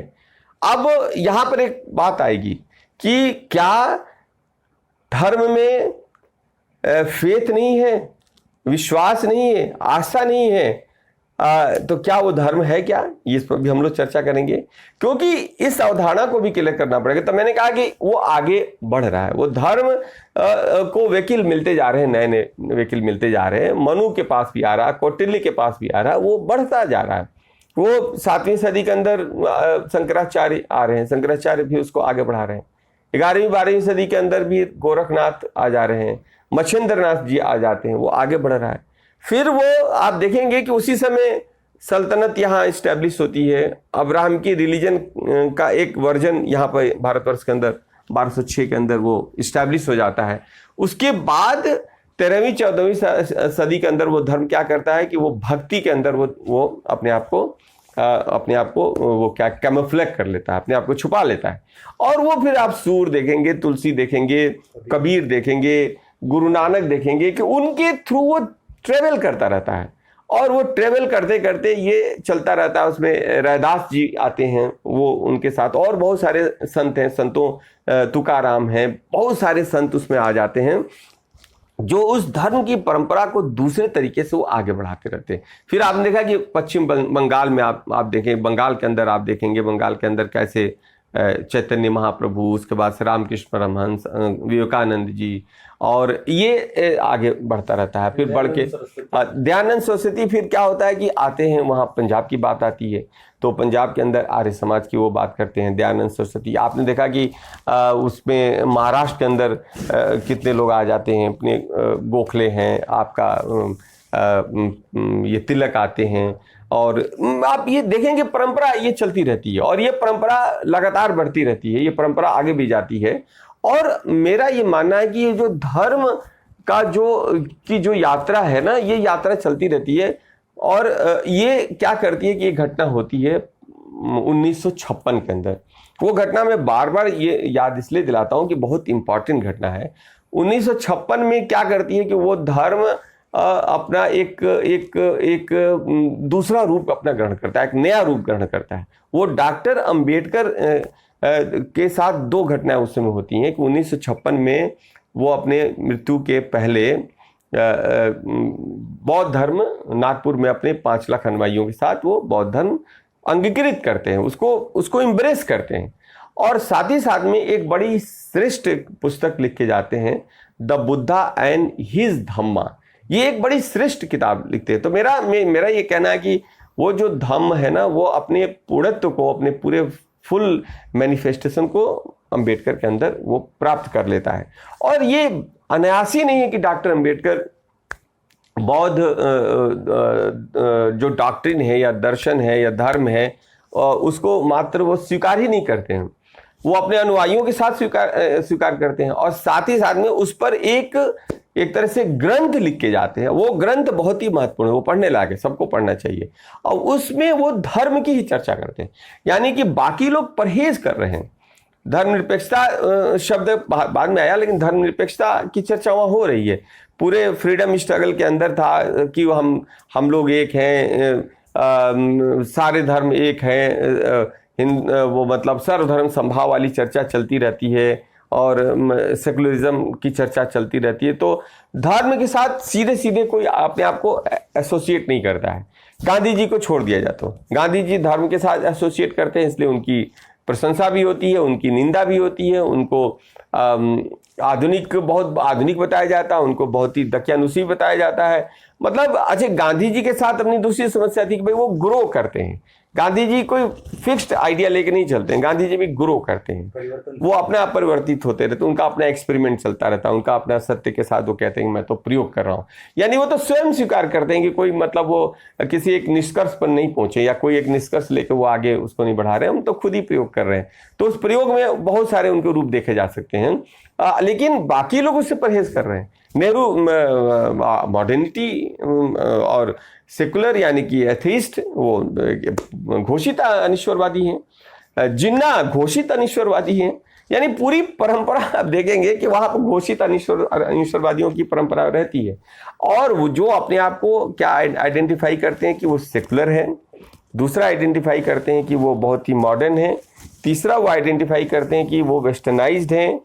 ये तीन उनमें विशेषता है। और ये तीन विशेषता, मैंने कहा कि ये तीन विशेषता के पीछे हमने वो उस दिन चर्चा की थी कि 1920 में जब वहाँ पर सिविल वार चलता है तो अतातुर्क आता है, जो मुस्तफा अतातुर्क की हमने बात की, वो एक पहले व्यक्ति होते हैं यूरोप एशिया के अंदर जो ये तीन चीज करते हैं। वो इसलिए अतातुर्क की जो मैं बात कर रहा था, तुर्की एक नए तुर्की का प्रादुर्भाव हुआ। तो मैंने कहा कि उनका अनुकरण आज तक मतलब एशिया के अंदर कर रहे हैं लोग, और ख़ास तौर पर जो तीसरी दुनिया के लोग हैं, क्योंकि मुस्तफ़ा कमाल अतातुर्क बिल्कुल ही एक प्रतीक बन जाते हैं। और इसीलिए तो मैंने आपसे कहा, मैं पिछली बार हमने कहा कि भाई अगर तुर्की आज परिवर्तित हो रहा है तो ये चौंकाने वाली बात बन रही है। और अब वापस हम लोग अपनी चर्चा पर जाएंगे कि जो चर्चा के पीछे था कि वो धर्म जो ट्रेवल कर रहा है वो डॉक्टर अंबेडकर साहब के उसमें अपने पूर्णत्व को प्राप्त कर लेता है। और मैंने ये भी कहा कि डॉक्टर अंबेडकर को उस अपने धर्म को परिवर्तित करने के लिए उनको 21 साल लग गया, लेकिन उनका जो अब सबसे बड़ी बात है कि उनको ऑफर आ रहा है, उनको रिलीजन की तरफ से और मजहब की तरफ से ऑफर आ रहा है, लेकिन वो उसको नहीं ग्रहण करते हैं। और वो इतना बड़ा काम भारत विश्व दृष्टि के लिए कर जाते हैं। अगर वो शायद धर्म से रिलीजन की तरफ चले जाते हैं तो जो इस भारत की पूरी तस्वीर है, डेमोग्राफी है, वो बदल जाती। तो एक तरह से बहुत बड़ा काम करते हैं। और अब वो इसलिए नहीं करते हैं, वो उस पर बहुत मनन करते हैं, बहुत चिंतन करते हैं। 1951 में जब वो त्यागपत्र देते हैं मंत्रिमंडल से, तो जो रिमेनिंग उनका जो 4-5 साल का समय है वो बहुत ही मतलब अपना गहन समय वो अपने अध्यापन में देते हैं। पूरे विश्व के समस्त रिलीजन, मजहब और धर्म की वो काफ़ी अच्छा अध्ययन करते हैं। उसके बाद उनको लगता है कि नहीं, ये एक हमारे सामने एक विकल्प है। तो एक धर्म से एक वकील से दूसरे वकील के अंदर जाते हैं, यानी धर्म की परंपरा में, धर्म के फोल्डर में ही वो परिवर्तित हो रहे हैं। वो धर्म के फोल्डर को छोड़ते नहीं हैं, यानी कि जो धर्म भारत विश्व दृष्टि का जो फोल्डर है ना, उसी के अंदर ये स्वीकार करते हैं। ये एक बहुत महत्वपूर्ण बात है। और शायद ये बड़ा उसके पीछे वो कारण भी देते हैं। ये तो हम लोग बाद में कभी एक चर्चा हो जाएगी। अब यहाँ पर बात आ रही है कि वो अभी कंटिन्यू कर रहा है। हमने आपसे कहा कि कैसे 76 में भी आके वो धर्म एक इशू बन जाता है, 85 में भी भारत के अंदर एक मंदिर मस्जिद को लेके इशू बन जाता है। आज 2002 के अंदर भी धर्म एक इशू है, यानी कि धर्म लगातार एक इशू बनेगा। अब यहाँ पे एक बात आ रही है कि धर्म और फेथ के अंदर क्या अंतर है, ये यहाँ पर बात आ रही है। और ये अंतर हम समझ जाएंगे तो मुझे लग रहा है कि हमारी दृष्टि और स्पष्ट हो जाएगी। कहने की कोशिश की कि जो फेथ है वो धर्म से एकदम अलग है। हाँ। और दूसरी तरफ हम जो धर्म है उसमें लगातार चेंज कर रहे हैं, वो परिवर्तनशील है, लेकिन फेथ जो है वो रिजिड है, बदल नहीं रहा है। क्यों नहीं बदल रहा है? अब ये देखिए, यहाँ पर है कि 2 परंपराएं हमने कहा है। तो जो भारत विश्व दृष्टि की जो परंपरा है ना, उसकी कुछ अपनी खास विशेषता है, और वो विशेषता बहुत ही महत्वपूर्ण है। जैसे मैंने कहा कि भारत विश्व दृष्टि मूल रूप से क्या है, ब्रह्म केंद्रित है, मतलब ब्रह्मांड केंद्रित है। ये यूनिवर्सल है, या आप कहेंगे कि ये कॉस्मिक है। मैं तो इसको ब्रह्मांडीय कहता हूं। ये पूरा ब्रह्मांड केंद्रित है। मैंने इसलिए कहा कि ब्रह्म केंद्रित है, ब्रह्मांड केंद्रित है, ये पूरा का पूरा यूनिवर्सल है, सार्वभौमिक है। एक बड़ी विशेषता है, इसको हम लोग एक्सप्लेन करेंगे कैसे ये बनता है। और जब ब्रह्म शब्द का प्रयोग होने पर ना बहुत सारा भ्रम उत्पन्न होता है, इसलिए मैंने कहा कि एक एक शब्द बहुत ही महत्वपूर्ण है। अगर उन शब्दों को ना समझा, जैसे हमने कहा कि आपने कहा सर्वधर्म संभाव, तो आपने कहा कि ये सब बराबर है। आपने धर्म को और रिलीजन को, मजहब को आपने एक ही कैटेगरी में रख दिया, ये जबकि तीनों में अंतर है। खासतौर पर 2 में तो बहुत ही मूल रूप से अंतर है। वहीं पर अगर आपने कहा कि गॉड है और आपने कहा ये ईश्वर है, परमात्मा है, इसमें भी अंतर है। आपने कहा कि ये आत्मा है और आपने कहा कि ये सोल है, ये उसका अनुवाद नहीं है। अब आत्मा की पूरी अवधारणा अलग है और सोल की पूरी अवधारणा और रूह की पूरी अवधारणा अलग है। अगर आपने इसको आप क्यों मानने के लिए तैयार हैं कि ये तो उसी की तरह है? ये एक भारतवर्ष के अंदर एक ऐसी स्थिति रही है, खासतौर पर जो भारत विश्व दृष्टि को नहीं समझ पाते हैं। और इसलिए मैंने कहा कि जो पहली विशेषता है कि वो ब्रह्म केंद्रित, ब्रह्म से मतलब यहाँ पर है कि व्री धातु से ये बना हुआ है। व्री धातु का मतलब है कोई ऐसी चीज जो बहुत ही विस्तारित हो रही है, विस्तृत है, अनंत है, अनादि है। वहां से ब्रह्मांड बना है। ब्राह्मण शब्द भी आया कि जो इस ब्रह्मांड को जानने वाला है, यानी कि जो जान सकता है वो ब्राह्मण हुआ। यानी ब्राह्मण कोई का जाति से कोई संबंध नहीं है, वो एक तरह से वो उसका प्रोफेसर बन जाता है। कोई भी व्यक्ति जो इस पूरे यूनिवर्स को जानता है या जानने का प्रयास करता है, यानी कि वो जानकारी लेना चाहता है, वो तो ब्राह्मण की श्रेणी में आ जाता है, ब्राह्मण है ही है। लेकिन अब यहां पर समस्या आ रही कि ब्रह्म केंद्रित से तात्पर्य है कि वो यूनिवर्स केंद्रित है। वो इस पूरे ये चिंतन इस ब्रह्मांड के बारे में, उसकी एक एक चीजों के बारे में ही चिंता करता है, फालतू की बातें की चिंता ये नहीं करता है। दूसरी सबसे बड़ी विशेषता है कि ये नेचर सेंटर्ड है, ये प्रकृति केंद्रित है। इसके अंदर आप देखेंगे कि वेदों, पुराणों, उपनिषदों से लेकर अभी तक वो प्रकृति बार बार आती है। प्रकृति इतनी आती है कि मनुष्य की चर्चा की जाती है, तो अब यहाँ पर जब प्रकृति से तात्पर्य होता है कि भाई आप उसमें इकोसिस्टम की चर्चा करते हैं, आप उसमें अन्य प्राणियों के साथ मनुष्य के संबंधों की चर्चा आप करते हैं। और आप देखेंगे कि लगातार वो हर जगह वो आ रहा है। सूरज आ रहा है, चांद आ रहा है, जल आ रहा है, वायु आ रही है, पंच तत्वों की बात की जा रही है, और वो जीवन में बार बार आ रहा है। वो क्योंकि उसके बिना इस धर्म की कल्पना ही नहीं की जा सकती। यानी धर्म, अब यहाँ पे भी हम चर्चा करेंगे कि जब हम लोग धर्म की बात कर रहे हैं तो धर्म पर भी हम अलग से चर्चा करेंगे कि क्या धारण करना है। ये जो चल रहा है ये धर्म धारण ही कर रहा है, प्रकृति को धारण करने की बात आ रही है। अब यहाँ पर एक बात आ रही है कि ये दूसरी विशेषता, मैं उसके बाद में आऊंगा कि धर्म से हमारा क्या तात्पर्य है। और तीसरी विशेषता भारत विश्व दृष्टि की है, जिसमें हमने कहा कि धर्म की कंटिन्यूटी है, वो है कि वो मनुष्य केंद्रित है, ह्यूमन सेंटर्ड है। ये तीसरी इसकी बड़ी महत्वपूर्ण विशेषता है। और चौथी इसकी विशेषता है कि ये जीवन केंद्रित है। ये मनुष्य केंद्रित से जब तात्पर्य है कि मनुष्य केंद्रित से मतलब है कि हम लोग चर्चा करते हैं फ्लोरा एंड फौना की चर्चा करते हैं, यानी वनस्पति का एक जगत है और एक जगत है विश्व का, एक जगत है, एक जीव जगत है। मनुष्य स्वयं जीव जगत का एक प्राणी है, लेकिन उसका अस्तित्व इस पर निर्भर करता है, जिसको हम इकोलॉजी कहते हैं, इन्वायरमेंटल हम बैलेंस की हम लोग बात कर रहे हैं, जिसमें कि वो जीवित, अकेले वो जीवित नहीं है। अगर वनस्पति जगत और ये प्राणी जगत ना रहे तो उसका अस्तित्व ही समाप्त हो जाएगा। इसीलिए वो प्रकृति के साथ जुड़ा हुआ है। उसके धर्म में वो प्रकृति आती है, वो अचानक वो प्राणी आ जाता है, अचानक वो पशु आ जाता है, पक्षी आ जाते हैं, फूल आ जाते हैं, फल आ जाते हैं, खेत आ जाते हैं, बाग आ जाता है, पेड़ आ जाते हैं। आप देखेंगे कि वो प्रकृति के इर्द गिर्द जीवन ही पूरा ब्रह्ममय है, यानी ब्रह्मांड के साथ जुड़ा हुआ है। दूसरा है वो प्रकृतिमय है, प्रकृति के साथ जुड़ा हुआ, स्वयं प्रकृति का ही उत्पाद है, वो प्रकृति से अलग नहीं है, उसको कोई दूसरा उत्पादित करके नहीं भेज रहा है, वो कहीं से आ नहीं रहा, वो स्वयं इस प्रकृति से उत्पन्न हुआ है। और तीसरी बात है कि वो मनुष्य केंद्रित, यहाँ मनुष्य से तात्पर्य कि वो मनुष्य से सिर्फ मनुष्य नहीं, मनुष्य के साथ जो जुड़े हुए हैं। हमारा जीवन इस वनस्पति पर निर्भर करता है, हमें वनस्पति की चिंता है, हमें उसे ही बचाना है, हमें अपने अन्य प्राणियों को बचाना है। हम ये नहीं है कि हम अकेले जिंदा है, हमारे जिंदा रहने पर इन सबका योगदान है।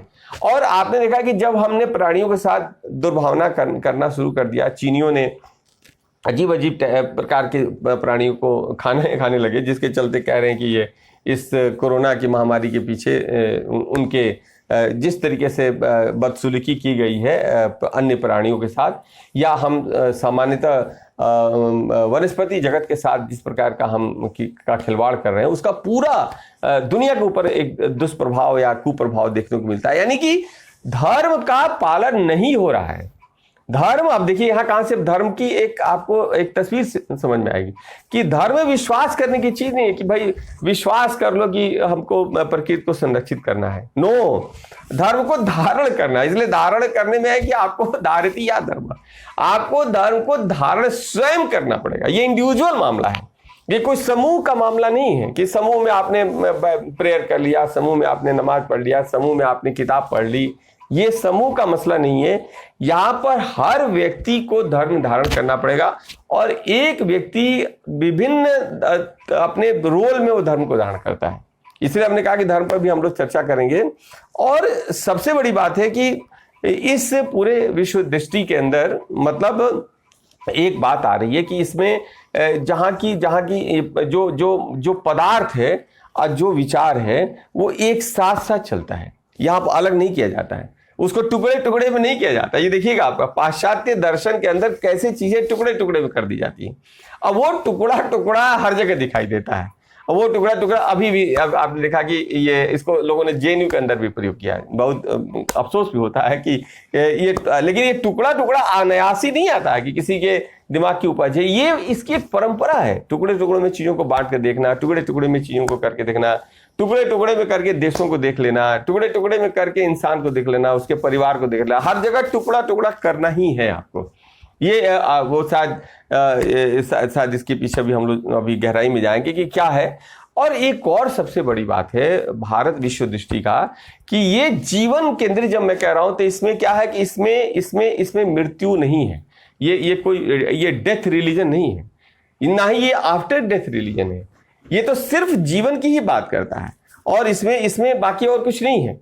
तो आप देखेंगे कि भारत विश्व दृष्टि की प्रमुख विशेषता में हम कह सकते हैं, प्रमुख विशेषता में है कि वो धर्म की कंटिन्यूटी है।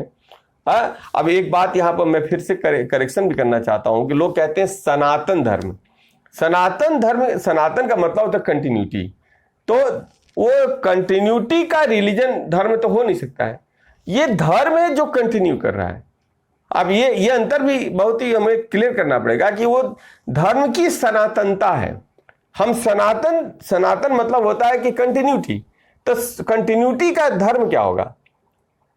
धर्म की कंटिन्यूटी होगी ना, कि कंटिन्यूटी का धर्म होगा, यानी धर्म की कंटिन्यूटी होगी, धर्म की निरंतरता है। तो अगर हम कहेंगे कि धर्म की निरंतरता हम कह सकते हैं, धर्म की सनातनता हम कह सकते हैं। हम सनातन धर्म की जगह पर हम कहेंगे कि धर्म की सनातनता है, उस पर हम चर्चा कर सकते हैं। भारत विश्व दृष्टि के अंदर धर्म की सनातनता वो अभी भी चली रही, अभी भी विकसित हो रही है, वो कहीं फिक्स्ड नहीं है। अब एक बात आ रही है कि ये इसकी प्रमुख विशेषताओं में है। और साथ ही साथ में इसकी अगर हम देखेंगे कि जो अन्य जो महत्वपूर्ण विशेषता है वो क्या है, वो बहुत इंपॉर्टेंट है और ये उससे जुड़ा हुआ है। अगर इसको हम जान जाएंगे तो हम अब्राहम के दृष्टि से हम उसका अंतर कर पाएंगे। भारत विश्व दृष्टि जब वो अपना प्रतिपादन करता है तो वो क्या है, वो बहुदेववादी है। ये सबसे बड़ी बात है कि जहां पर अब्राहम का पूरा दर्शन एकेश्वरवाद की तरफ बात करता है, वो मोनोलिथिक है, वो यहां पर बहुदेव की चर्चा करता है। यानी बहुत आस्था के एक केंद्र नहीं है, आस्था के बहुत सारे केंद्र हैं, एक देवता नहीं है, यहां तो लाखों देवता है। यहां पे तो यहां तक कि देवता का निवास तो हमारे आपके अंदर भी है। हम स्वयं अपने आप में एक देवता है, यानी अहम ब्रह्मांसी। यानी कि यहाँ पर समस्या है कि वो देवत्व की प्राप्ति आप स्वयं करने का आपको अधिकार है। आप स्वयं देवता बन सकते हैं, उसमें कोई ऐसा नहीं है कि देवता बनने के लिए आपको कोई आसमान की तरफ देखने की बात है। और दूसरी जो भारत विश्व दृष्टि की विशेषता है कि वो बहुभाषावादी है। ये एक भाषा को लेकर नहीं चलता है, वो बहुभाषा यहाँ पर है, बहुत सारी भाषाएं हैं। वो संस्कृत भी है, तमिल भी है, आपकी मतलब उसमें आपकी पंजाबी भी है, उसमें गुजराती भी है। और वो धर्म अलग अलग तरीके से, तुलसीदास की सबसे लोकप्रिय चीज जो आती है वो संस्कृत में तो नहीं लिखते हैं, वेद संस्कृत में लिखे जाते हैं, लेकिन वो तो एक लोकल भाषा का इस्तेमाल करते हैं, स्थानीय भाषा का इस्तेमाल करते हैं और अवधि का प्रयोग करते हैं। और वो अवधि वो अपने आप में एक सार्वभौमिक बन जाती है और कितनी मशहूर हो जाती है और कितना ज़्यादा वो प्रभावित करता है और कि उसको मतलब वो उसके प्रभाव को भी देखा जा सकता है। और तीसरी जो सबसे बड़ी विशेषता है भारत विश्व दृष्टि की, वो बहुपुस्तकवादी है। वो एक पुस्तक को लेकर नहीं चलता है कि एक पुस्तक है हमारा काम खत्म हो गया। वो बहुपुस्तक है और आप पुस्तकें जोड़ते रहिए, आप जो भी चाहे उसमें जोड़ सकता है। और चौथी विशेषता है कि यहाँ पर बहुसंस्कृतियां हैं। बहुसंस्कृतियां से मतलब होता है कि संस्कृति कार्य करने का एक तरीका होता है, खाने का तरीका, पीने का तरीका, उस पर पर्यावरण का प्रभाव पड़ता है। तो एक भाव तो ट्रेवल करता है, विचार तो ट्रेवल करता है, धर्म ट्रेवल करता है, लेकिन वो स्थानीय बातों से प्रभावित भी होता है। तो वो जो स्थानीय बातों से प्रभावित होने का का जो उसके ऊपर इम्पैक्ट पड़ता है वो विभिन्न संस्कृतियों को जन्म देता है। तो इसको स्वीकार करने में कहीं कोई दिक्कत नहीं है।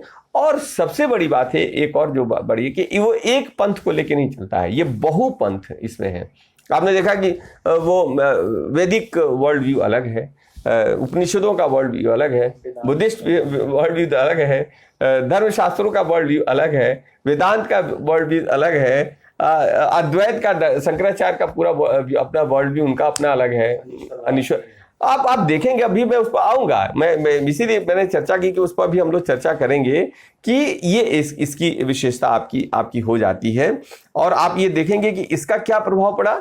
इसका प्रभाव पड़ा कि जो भारत विश्व दृष्टि जो बनती है वो क्या होती है, परिवर्तनशील होती है, वो हमेशा बदलती रहती है। पहली इसकी एक विशेषता बनती है। दूसरी इसकी विशेषता है जो कि अब्राहम रिलीजन की विशेषता नहीं है, कि ये एकोमोडेटिव है, ये एकोमोडेट कर लेती है, कोई आता है उसको आत्मसात कर लेती है। और तीसरा है कि वो इंक्लूसिव है, वो आत्मसमावेशी है। हमने कहा कि यहाँ का जो इस भूभाग का आदमी क्या करता है, धर्म करता है, कि यहाँ तक धर्म करता है, और दूसरे क्या करते हैं कि वो रिलीजन करते हैं। धर्म करता है कि अपने आक्रमणकारी का भी स्वागत कर लेता है।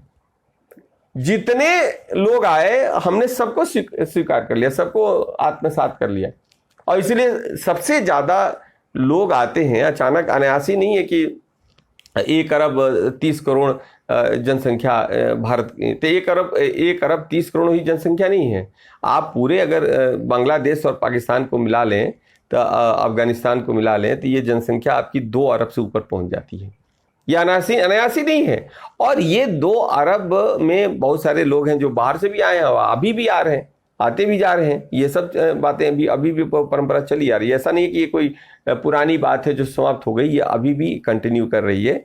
और उसकी बात से कि ये क्या है कि इसमें एक ओपननेस है, मतलब मम तम का भाव नहीं है कि मेरा है, ये मेरा ये मतलब मेरा है और ये तेरा है। इसीलिए ये इस तरह की फीलिंग नहीं है कि इस्लाम है तो भाई पहली प्रायोरिटी हमारी मुसलमानों की या ईसाइयों की, हाँ, एक ईसाई ब्रदरहुड या आप यहूदी ब्रदरहुड। और शायद यही कारण रहा है कि भारत के अंदर मतलब लोगों ने सबका स्वागत किया, और भारत के अंदर एक तरह से जाने अनजाने जो आया, जिस रूप में आया, उसको यहाँ की धरती ने स्वीकार किया। और उसका उसके बहुत सारे बुरे परिणाम भी होते हैं, जिस पर कि हम लोग चर्चा करेंगे।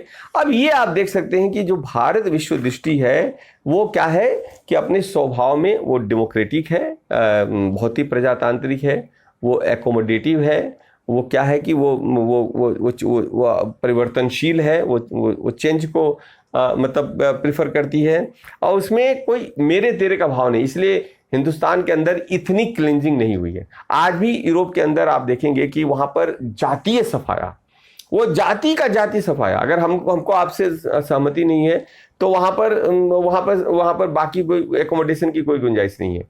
अब आप देखेंगे कि जब अब ये बहुत सारी घटनाएं हैं। जब 1453 में जब इस्लाम का प्रादुर्भाव हुआ अरब के अंदर, तो उनके मन में मतलब बात थी कि भाई इस्लाम का दोनों प्रचार प्रसार होना चाहिए। मैंने पिछली बार भी कहा कि प्रचार प्रसार होना चाहिए पूरे विश्व में।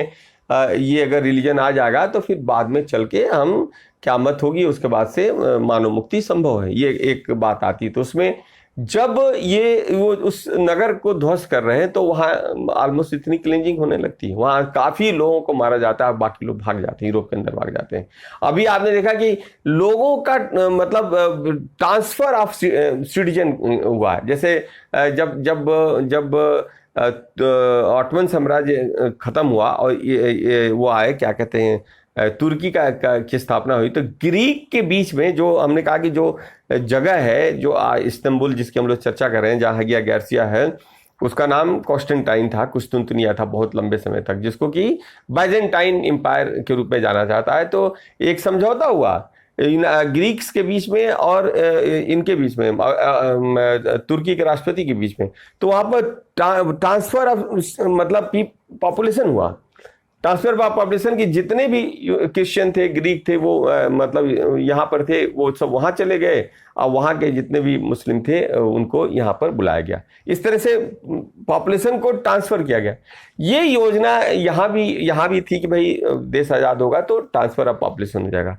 लेकिन इस बात को भाई हमारे भारत के नेताओं ने, क्योंकि सर्वधर्म समभाव की बात चल रही थी, तो इन्होंने नहीं माना। जबकि जहाँ तक मुझे लग रहा है कि डॉक्टर अंबेडकर साहब कह रहे हैं कि भाई तो बेहतर हो जाएगा कि आप ट्रांसफ़र कर लीजिए और पाकिस्तान को इस्टेब्लिश कर दीजिए।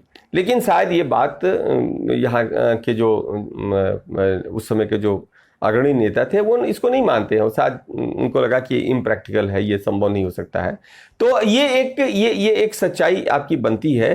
तो अब जो भारत के अंदर क्या होता है कि भारत के अंदर ये आप देख सकते हैं किस तरीके से चीज़ें परिवर्तित होती हैं। अब बात आ रही है कि जो अब्राहम साहब का जो रिलीजन है, जिसमें फेथ की कंटिन्यूटी है, अब अब्राहम साहब के रिलीजन में क्या बात थी कि भाई अब दोनों का पृष्ठभूमि भी आपको देखना होगा। हम जब देखते हैं कि कोई विचारधारा आती है, उसको ऐतिहासिक हम कंटेक्स्ट में हम रखते हैं, साथ साथ में हम उसको ये भी रखते हैं कि वो किस भूभाग पर उत्पन्न हुआ है। अब भारत विश्व दृष्टि जो है ना, वो ऐसे भूभाग पर उत्पन्न हुआ है कि जो बहुत ही ज़्यादा पर्यावरण के अनुकूल है, ढेर सारी नदियाँ हैं, ढेर सारे बाग बगीचे वो हैं, समुद्र है, संपन्नता है, मतलब वनस्पति है, प्राणी है, नदियां हैं। यहाँ के ऋषि मुनियों को इसकी चिंता नहीं थी कि हमको भोजन के लिए किसी को लूटना है या कहीं पर खसोट करना है। तो यहाँ के मनुष्यों ने आराम से खूब चिंतन किया। इसलिए मैंने कहा कि इसके चिंतन में ये वैश्विक है, ये चिंतन इसका संकीर्ण नहीं है, वैश्विक ही नहीं है, ये यहाँ तक कि कहेंगे मैंने कहा ये सार्वभौमिक ही नहीं है, ये तो क्या है, ब्रह्मांडीय है। और ये ब्रह्मांड में भी जो उसके बियॉन्ड सोचता है, वो ट्रांसेंड करता है।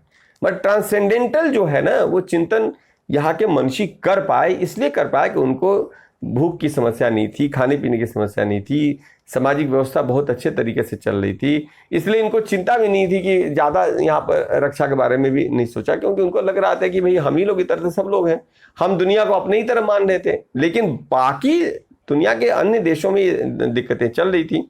अब दिक्कत कैसे चल रही है कि वहां भी दिक्कत नहीं थी, क्योंकि वहां पर भी आप देखेंगे कि जो पैगनिज्म था, पैगनिज्म हर जगह था, यानी मूर्ति पूजा हर जगह थी। आप देखेंगे कि जो इजिप्शियन सिविलाइजेशन में पैगन लोग मूर्ति पूजा कर रहे थे।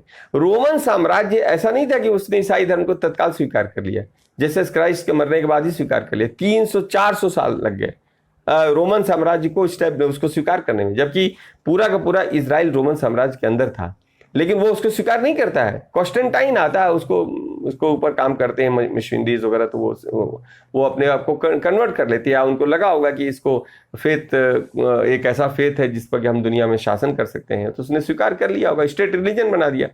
और इसलिए वहां पर रिलीजन स्टेट के साथ मिल गया, वहां रिलीजन मिला, धर्म नहीं मिला। इसलिए धर्म निरपेक्षता में राज्य को पंथ के साथ सेपरेट करने की बात है, वो धर्म के साथ आप सेपरेट नहीं कर सकते, क्योंकि राज्य को स्वयं धर्म धारण करना पड़ेगा।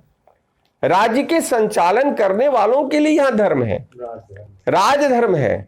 अब हमने इसलिए कहा कि जब धर्म पर हम लोग भी चर्चा करेंगे तो आप देखेंगे कि एक इंडिविजुअल एक धर्म नहीं अपने जीवन में अनुपालन करता है, वो तो दिन 24 घंटा धर्म का अनुपालन करता है। पिता के रूप में वो अपने धर्म का पालन करता है, पुत्र के रूप में धर्म का पालन करता है, भाई के रूप में धर्म का पालन करता है, छात्र के रूप में धर्म का पालन करता है, शिक्षक के रूप में धर्म का पालन करता है, वकील के रूप में धर्म का पालन करता है, किसान के रूप में धर्म का पालन करता है, सैनिक के रूप में धर्म का पालन करता है। वो क्या कहेंगे कि मतलब राजधर्म का पालन करता है, शासन चलाना है तो वो उसके लिए एक धर्म नहीं है, धर्म कर्तव्य के रूप में उसके लिए आ जाता है। अब देखिए धर्म के क्या क्या रूप हैं। अच्छा, उसको आपको स्वयं आपको करना पड़ेगा, इंडिविजुअल मैटर है। कोई कहता है कि मेरा धर्म ले लिया, आपका धर्म कोई ले ही नहीं सकता है। कोई चाहे भी कि आपका धर्म ले ले तो कोई आपका धर्म कैसे ले सकता है। हमको क्या धारण करना है, हमको सत्य धारण करना है, हमको अहिंसा धारण करना है, हमको परोपकार धारण करना है, हमको करुणा धारण करना है, हमको मतलब प्रेम धारण करना है, हमको एक दया धारण करना है, हमको क्षमा धारण करना है, हमको एक ज्ञान धारण करना है। अब बताइए कि इसको धारण करने में किसी को क्या परहेज है। और ये अच्छा, आप जो नहीं धारण करते हैं वो अधर्म की श्रेणी में आ जाता है। आप अगर हिंसा करते हैं तो वो अधर्म की श्रेणी में आ जाता है। आप बेईमानी करते हैं तो अधर्म की श्रेणी में आ जाता है। आप किसी के ऊपर युद्ध करते हैं, अनायास बलात् अगर युद्ध करते हो तो अधर्म की श्रेणी में आ जाता है। आप किसी देश में जाकर लूट मचाते हो, धर्म की श्रेणी में आ जाता है। अब यहाँ पर धर्म क्या है? धर्म को आपको स्वयं धारण करना पड़ेगा। और यहाँ पे इसलिए माता का धर्म भी है, पिता का धर्म भी है, पुत्र का भी धर्म है, पुत्री का भी धर्म है, किसान का भी धर्म है, सबका धर्म है। अब उसमें आपका आपने देखा कि सबका अपना धर्म है, सब अपने धर्म के अनुकूल कार्य करने की बात आती है। बाद में जो ये कर्म प्रधान था, मतलब धर्म में भी जो बात आती है वो कर्म के साथ जुड़ी होती है। ये कोई अब क्या हुआ कि आगे चल के बहुत सारी समस्याएं आई, इतिहास के अंदर बहुत सारे आक्रमण हुए, बहुत सारे मतांतर भ्रमित हुआ और जातीय तक आ गई, जातीय रूढ़ियों में बदल जाती। सामंतवाद के समय में बहुत सामंतवाद का लंबा समय था, मैं भी इस पर चर्चा कभी बाद में भी करूंगा कि इसमें कैसे कैसे कर्म के ऊपर आधारित चीजें किस तरह जाति का रूप ले लेती हैं और उसमें प्रिविलेज लोग अपना एंजॉय करने लगते हैं। तो जो प्रिविलेज जो एंजॉय कर रहे हैं वो अपने आप को श्रेष्ठ मानने लगे और जो उससे वंचित हुए उनके लिए दिक्कतें आई। तो समाज में इससे क्या हुआ कि बहुत ही विघटन की स्थिति आई, जिसको कि हम भारतीय संविधान ने उसको सुधारने का भी प्रयास किया गया। इसलिए आपने देखा कि ये धर्म के अंदर कहीं कहीं पर जो बहुत सारी समस्याएं आई उसको सुधारा गया है, रिफॉर्म्स किए गए। और इसलिए हमने कहा कि 1829 के अंदर सती प्रथा जिनकी शास्त्रों में चर्चा है उसको सुधार दिया गया। आप हाँ, विधवा विवाह है उसको सुधार दिया गया, बाल विवाह है उसको सुधार दिया गया। धर्म में जिस तरह से परिवर्तनशील है वो कि आप यहाँ परिवर्तन कर पा रहे हैं और वहां परिवर्तन नहीं कर पा रहे हैं, क्यों?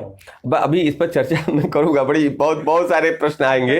अब देखो दूसरी तरफ हमारा है कि ये तो हमने चर्चा कर ली कि धर्म की ये विशेषता हुई। अब बात आ रही है कि अब्राहम के धर्म की क्या विशेषता है, फेथ की क्या विशेषता है। अब फेथ की विशेषता बड़ी इंपॉर्टेंट है कि जहां पर उनकी एक सोच, एक वो अपना एक विचार देते हैं, वो विचार से जुड़ा हुआ है मामला।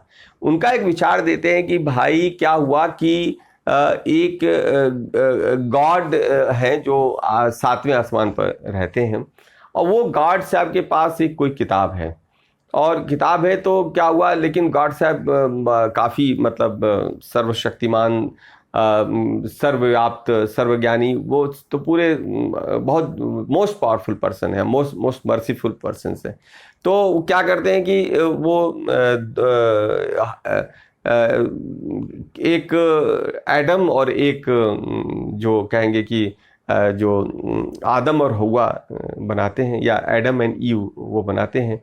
और एडम ईव पति पत्नी होते हैं तो उनसे वो खुश हो जाते हैं तो कहते हैं आओ तुम हेवन में रहो। तो हेवन में उनको ले जाते हैं और कहते हैं भाई जो तुम्हें खाना है खाओ पियो मस्त करो, वेज खाओ नॉन वेज खाओ, ड्रिंक करो, ये जो भी करना है तुम करो। उन्होंने कहा कि भाई आप एक चीज़ आप नहीं करेंगे, वो कि आप मिलेंगे नहीं, आपस में मिलेंगे नहीं, और एक फल मतलब प्यार नहीं करेंगे, आप उसको नहीं खाएंगे, उसको बस आप परहेज करते ये। यानी कि वहाँ पर प्रेम को लेके, या जबकि वो पति पत्नी है, आप मिलने का उन्होंने कहा मत मिलिएगा, बाकी आप जो मन में आए करिए।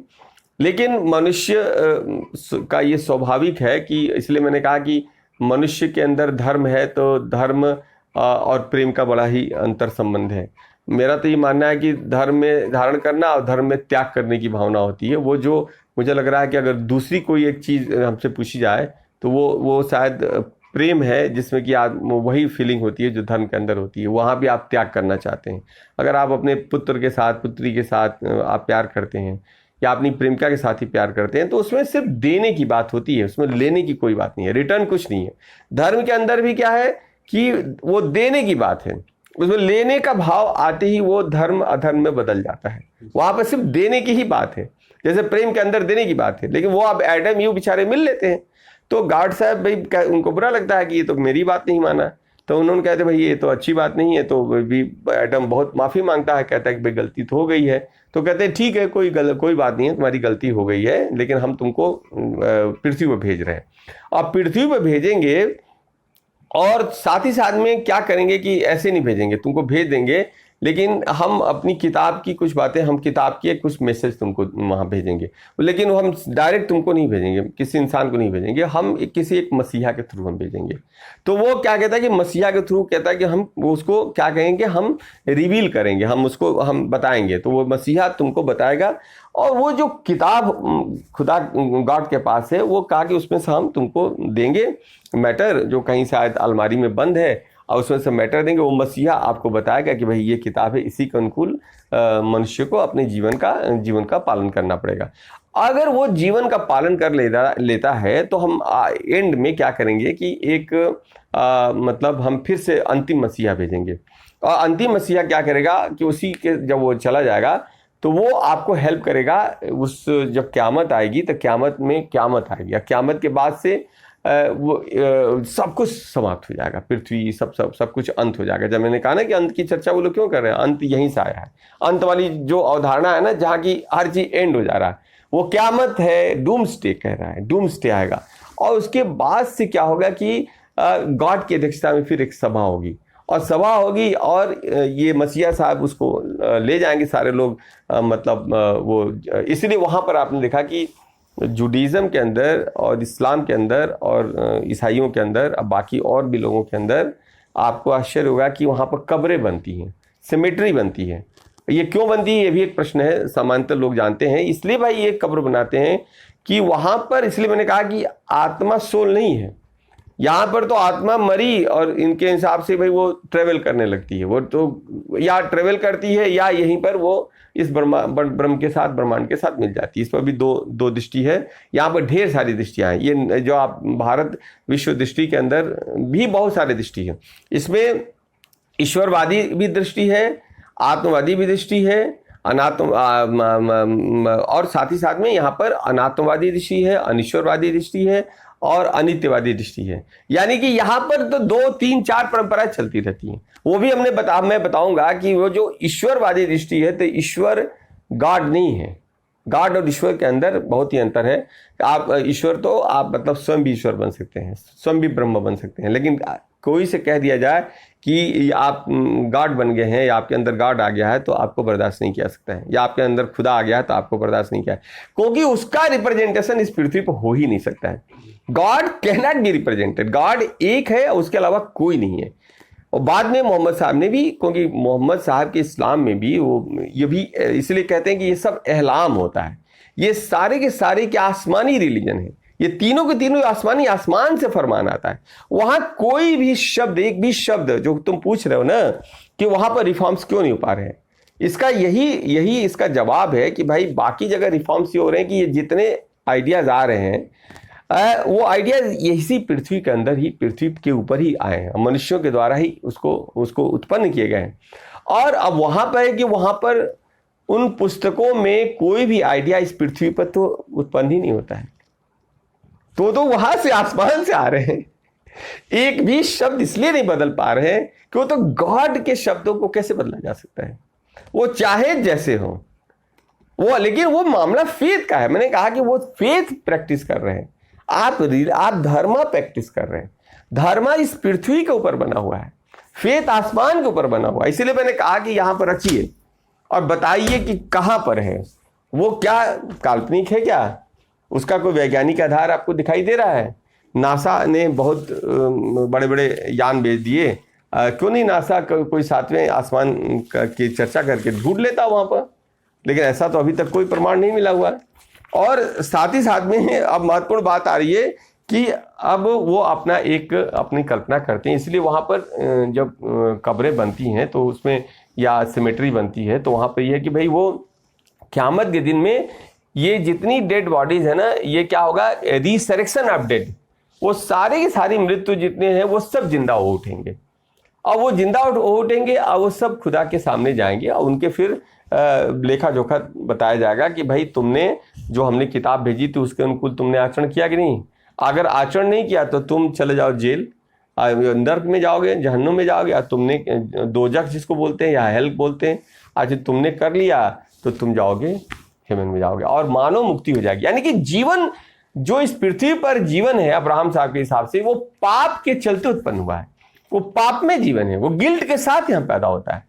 वो सिंफुल जीवन है, इसलिए वो वहां पर हमेशा एक गिल्ट होता है, एक वो माफी मांगते रहते हैं, दिन भर माफी मांग रहे हैं। वो उनको लगता है कि हमने अपराध कर दिया, हमने बात कर दिया। वो आप तीनों में देखेंगे, तीनों रिलीजन देखेंगे, वो बार बार माफी मांगते हैं, बार बार डरे रहते हैं। इसलिए मैंने कहा कि वो जीवन केंद्रित दर्शन नहीं है, वो तो डेथ केंद्रित दर्शन है। आफ्टर डेथ वो फिलॉसफी पूरी बन जाती है। वो इसलिए क्या होता है कि वो एक पेसिमिज्म को उत्पन्न करती है, पेसिमिस्टिक हो जाती है, वो पूरा निराशावादी हो जाती है। इसलिए मैंने कहा कि पाश्चात्य दर्शन में आप देखेंगे कि अंत की चर्चा अचानक ही नहीं की जाती है, अंत अंत अंत अंत, और उसमें एक कन्फ्लिक्ट की चर्चा, क्लैश ऑफ सिविलाइजेशन हो जाएगा। कार्ल मार्क्स भी वो भी क्या करता है कि भाई अंत में एक क्लास स्ट्रगल होगा और सब कुछ खत्म हो जाएगा, एक नए समाज का निर्माण होगा, और इस तरह की एक कल्पना वो करता है। लेकिन साथ ही साथ में बाकी लोग तो कहते हैं भाई ये वाकई विध्वंस होने जा रहा है। अभी उनकी फिल्में भी आती हैं, उनकी बहुत सारे नॉवेल्स आते हैं जिसमें देता है कि अब दुनिया बस नष्ट होने वाली है। ये बीच बीच में झटका ही देते रहते हैं फिल्मों के माध्यम से, कहानियों के माध्यम से, किस्सों के माध्यम से। और वो यहाँ से नहीं निकला, ये वहां से निकला है। जब आपके दर्शन के अंदर ही पेसिमिज्म है तो आपके जीवन में जो एप्लीकेशन पार्ट होगा वहां पर कहां से उम्मीदें आ जाएंगी, कहां से आप कहां से जबरदस्ती आप आशा उत्पन्न करेंगे। और आप तैयार हैं, आप आतंक का मतलब वायलेंस फैलाने के लिए तैयार हैं। आप तो कह रहे हैं कि आप मजहब का या रिलीजन का काम कर रहे हैं। अब यही कारण रहा है, इसको आप समझिए कि अब वहां पर दिक्कत आ रही है कि वो इसलिए वो ईश्वर केंद्रित है, वो पुस्तक केंद्रित है, वो आसमान केंद्रित है, वो मसीहा केंद्रित है, वो डेथ केंद्रित है। ये उसकी एक विशेषता आ रही है।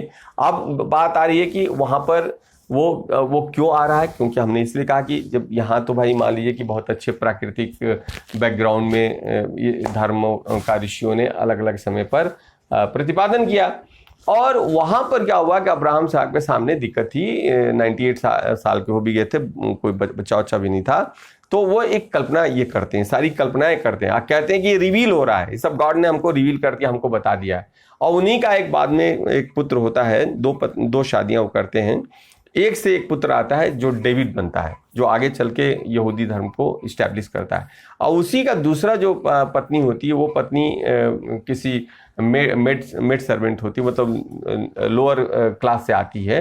तो उससे एक बच्चा पैदा होता है, वो बच्चा वैसे बड़ा होता है, इसका नाम है अब्राहम है, मतलब वो अब अरे वो इस्माइल है, इस्माइल है, इसको कहते हैं, इस्माइल कहते हैं। वही जब अरबिक में वो जाता है तो वो इस्माइल हो जाता है, यानी कि वो आप देखेंगे कि वही अच्छा ये जो डेविड है वो दाऊद हो जाता है। अब आप देखें कि वो परंपरा एक ही है, वो इसलिए वो परंपरा आज भी वो एक ही चली आ रही है। और वो परंपरा में तो आप देखेंगे कि वो गॉड सेंटर्ड है, वहाँ पर दूसरे गॉड के अस्तित्व को स्वीकार नहीं किया जा सकता है, दूसरे मतलब किसी देवता को स्वीकार नहीं किया जा सकता है। और साथ साथ में एक पुस्तक है, वो पुस्तक फाइनल है, उसमें आप चेंज नहीं कर सकते हैं।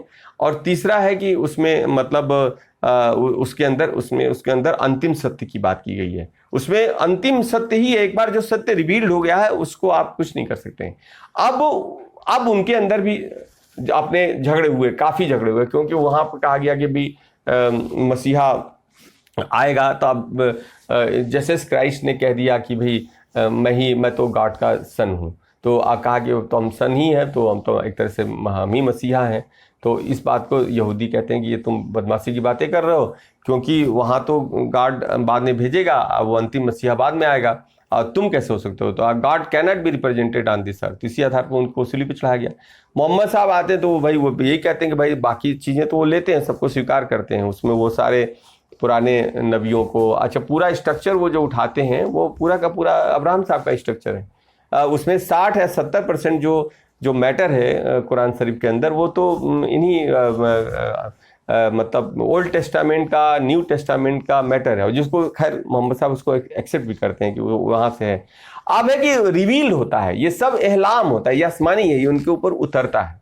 ये कहते हैं कि हम थोड़ी कह रहे हैं, ये तो हमको हम हमारे बीच में जबराल के पहाड़ियों से हमारे वो सारी आयतें आई हैं और हम तो आपको बता रहे हैं, हम तो सिर्फ मैसेंजर हैं।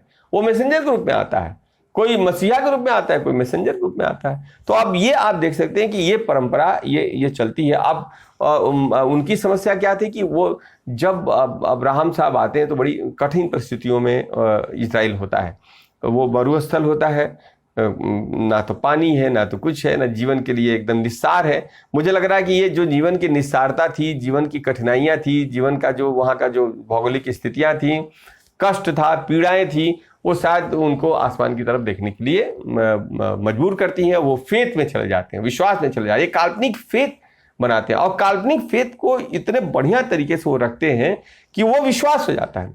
वो देखिए कैसे कैसे जो मतलब परेशानियों को अगर आपने इस तरह की कल्पना की और वो कल्पना जिसका आधार नहीं है, वो फेथ बदल जाता है, वो फेथ कैसे रिलीजन के अंदर परिवर्तित हो जाता है। अब वहां से ये पूरी कहानी शुरू होती है। और आप इसलिए आप देखेंगे कि जब 7वीं सदी के अंदर जब इन्होंने भैया इस्लाम नाम का फेथ इस्टेब्लिश किया, तो अब ये दोनों का एक विश्व के अंदर चक्र चलता है, क्योंकि इनके दोनों की अपनी अपनी तीनों के बीच में कन्फ्लिक्ट होता है। इसलिए आपने देखा कि वो कन्फ्लिक्ट पहले भी होता था और आज भी वो कन्फ्लिक्ट चल रहा है, क्योंकि उसमें मूल बात तो एक ही है, मूल बात वही गॉड एक ही है जिसको खुदा कहते हैं। मूल संरचना एक ही है, सबको कब्र में दफनाया जाता है, अंत में क़यामत वहाँ होगी, डूम्सडे वहाँ होगा, अंत में गॉड आएगा, चाहे गॉड खुदा है चाहे गॉड, वो कोई अंतर नहीं है। इसलिए बहुत सारी चीज़ें सिमिलर हैं। और आप देखेंगे कि वो एक परंपरा चली आ रही है। अब वो अपने फेथ पे जब सवार होता है तो रौंदने लगता है, और वो रौदता है तो क्या करता है कि मिस्र की सभ्यता उड़ जाती है, बेबीलोन की सभ्यता उड़ जाती है, ईरान की सभ्यता उड़ जाती है। जो 4वीं सदी के अंदर इस्लाम के आने के पहले वहाँ पर बुद्धिज़्म था, अफगानिस्तान के अंदर, पूरा सेंट्रल एशिया के अंदर, वो सब रौंद दिया जाता है। और फिर हिंदुस्तान के अंदर 1206 में आपने देखा कि अब्राहम साहब का के रथ पर सवार एक यहाँ आ जाता है। इसके पहले 7वीं सदी के अंदर मीर कासिम प्रयास करता है वो यहाँ आने का। फिर आप ये परंपरा आप देखेंगे कि किस तरीके से 2000 साल से ये अब्राहम की परंपरा हिंदुस्तान के अंदर ये चल जाती है, और ये परंपरा पूरे विश्व के अंदर फैलती है। क्योंकि वो क्या करते हैं कि एक आक्रमण का रूप लेता है, एक इन्वेडर बनता है, इन्वेजन के थ्रू आता है। जब सामंती व्यवस्था है, सामंतवाद है, तो वो इन्वेजन करता है, इन्वेजन करके वो अपना लक्ष्य प्राप्त करना चाहता है, क्योंकि वो तो विश्व के अंदर अपने फेथ को इस्टेब्लिश करना चाहता है, और वो उसका लक्ष्य है कि भाई हमको तो वही लोगों को मुक्त करना है। और उधर क्या वो करता है कि वो साम्राज्यवाद और उपनिवेशवाद का रूप ग्रहण करता है। और उसके अंदर अब एक प्रॉब्लम होती है कि दोनों के अंदर एक कन्फ्लिक्ट होता है। मैं भी बात करके इसको एंड करूंगा कि 1453 वाली घटना बड़ी महत्वपूर्ण हो जाती है, जिसमें कि जो ईसाई का जो सबसे बड़ा केंद्र था कॉन्स्टेंटाइन या बाइजेंटाइन एम्पायर, तो वहाँ पर ये अटैक करके उसको ख़त्म कर देते हैं। अब वहाँ पर कन्फ्लिक्ट होता है, ईसाई जगत के अंदर और इस्लाम जगत के अंदर कन्फ्लिक्ट पैदा होता है। वो कन्फ्लिक्ट शुरू हो जाता है। वहाँ से जब भाग के ये सारे के सारे ईसाइयों को भागना पड़ता है, यहूदियों को भागना पड़ता है। वो भाग के कहाँ जाते हैं? इटली के अंदर जाते हैं। और आपको मालूम है कि वहाँ पर पुनर्जागरण की शुरुआत होती है, रेनेसा की शुरुआत होती है। वो रेनेसा आगे चल के ज्ञानोदय में परिवर्तित हो जाता है। ज्ञानोदय आगे चल के वैज्ञानिक क्रांति को लाता है। वैज्ञानिक क्रांति औद्योगिक क्रांति बदल जाती है। और औद्योगिक क्रांति के अंदर जब वो अपने उपनिवेशों का विस्तार करते हैं, तो पूरी दुनिया के अंदर वो अपने को कब्जा में ले लेते हैं और रिलीजन का फिर सहारा लेते हैं। जिस रिलीजन को छोड़ देते हैं, जिस रिलीजन से उन तबाही होती है, ईसाइयों वहाँ यूरोप के लोग मतलब जब रेनेसा होता है, और रेनेसा के बाद जब वहाँ पर मतलब वो जान जाते हैं कि गॉड कोई नाम की कोई चीज़ नहीं है, और वो इंसान को वहाँ पर चिंतन बदल जाता है, आधुनिकता आती है, तो वहाँ पर वो ह्यूमन सेंटर्ड हो जाता है। मैं तो इसलिए कहता हूँ कि जब यूरोप के अंदर रेनेसा या ज्ञानोदय होता है, तो वहाँ पर भारत विश्व दृष्टि जी उठती है। मतलब ये बड़ी बहुत महत्वपूर्ण है। भारत विश्व दृष्टि में क्या था कि जैसे भारत विश्व दृष्टि का हमने कहा कि अलग अलग परंपराएं रही, सबसे बड़ी परंपरा रही है कि यहाँ पर तर्क को बल दिया गया। जैसे बुद्ध अपना दर्शन देता है, तो वो बुद्ध चीजों को कर्मकांड में नहीं देख रहा है, धर्म को कर्मकांड में नहीं देख रहा है, धर्म को वो आडंबर में नहीं देख रहा है। वो तो कह रहा है कि धर्म को आप ग्रहण कीजिए, स्वीकार कीजिए, उसको स्वयं आपको स्वीकार करना पड़ेगा। और वो धर्म को क्या करता है? विवेक के साथ जोड़ देता है, धर्म को तर्क के साथ जोड़ देता है, धर्म को कहाँ जोड़ता है? मानव कल्याण के साथ जोड़ता है। इसलिए बुद्धिज्म क्या करता है? मानव ह्यूमन सेंटर्ड धर्म की बात करता है। और ये पूरी परंपरा जो पहले से भारतवर्ष के अंदर थी, ये पूरी परंपरा जो दुनिया के लोगों को आकर्षित करती थी, ये पूरी परंपरा यूरोपियन जो पुनर्जागरण होता है उसके थ्रू ये चली जाती है। यानी कि अगर हमारे पास, अगर ये हमारे यहाँ अगर शायद इन्वेडर्स नहीं आए होते, तो जो क्रांति यूरोप के अंदर हुई 15-16 सेंचुरी के अंदर, 17वीं-18वीं में दोगी क्रांति, वैज्ञानिक क्रांति हुई, वो हो सकता है कि क्रांति भारतवर्ष के अंदर हो जाती। लेकिन भारतवर्ष के अंदर तो अब उस पूरे ज्ञान की परंपरा को क्रश कर दिया गया। आपने देखा कि तक्षशिला की लाइब्रेरी को जला दिया गया, और उसके बाद से नालंदा की लाइब्रेरी को, जितना भी ज्ञान परंपरा थी काफ़ी लोगों ने नष्ट करने का प्रयास किया। अंग्रेज आए तो उन्होंने क्या किया, नष्ट तो नहीं किया, वो सारी की सारी जो लिटरेचर था उसको अधिक से अधिक माल को लेके वो बाहर लेके चले गए। उसमें बहुत सारी स्थापत्य कला चली गई, बहुत सारी पांडुलिपियाँ चली गई, बहुत सारी चीज़ें उनके पास आज के डेट में भी उनके पास है। तो आप देखें कि भारत जो विश्व दृष्टि पर इतने प्रहार हुए, इतने मतलब आक्रमण हुए, उसके बावजूद भी ये भारत विश्व दृष्टि आज बनी हुई है। यानी कि क्यों जीवित बनी है? क्योंकि ये वैज्ञानिक है, ये प्रजातांत्रिक है, ये परिवर्तनशील है, ये एकोमोडेटिव है, इसमें विमर्श हो सकता है, इसमें असहमति हो सकती है, इसमें चीज़ें बल के ऊपर आधारित तय नहीं होती हैं, वो वाद विवाद के आधार पर तय होती है, बुद्धि के आधार पर तय होती है। और साथ ही साथ में आपने देखा कि धर्म की कंटिन्यूटी है। इसलिए हमने कहा कि धर्म की कंटिन्यूटी है। और धर्म क्या है? धर्म धारण करने की वस्तु है। जब इसलिए धर्म का रूप, जैसे पूरा महाभारत हो रहा है तो उसमें धर्म क्षेत्र कुरुक्षेत्र है। वो कृष्ण कहते हैं कि धर्म क्षेत्र कुरुक्षेत्र।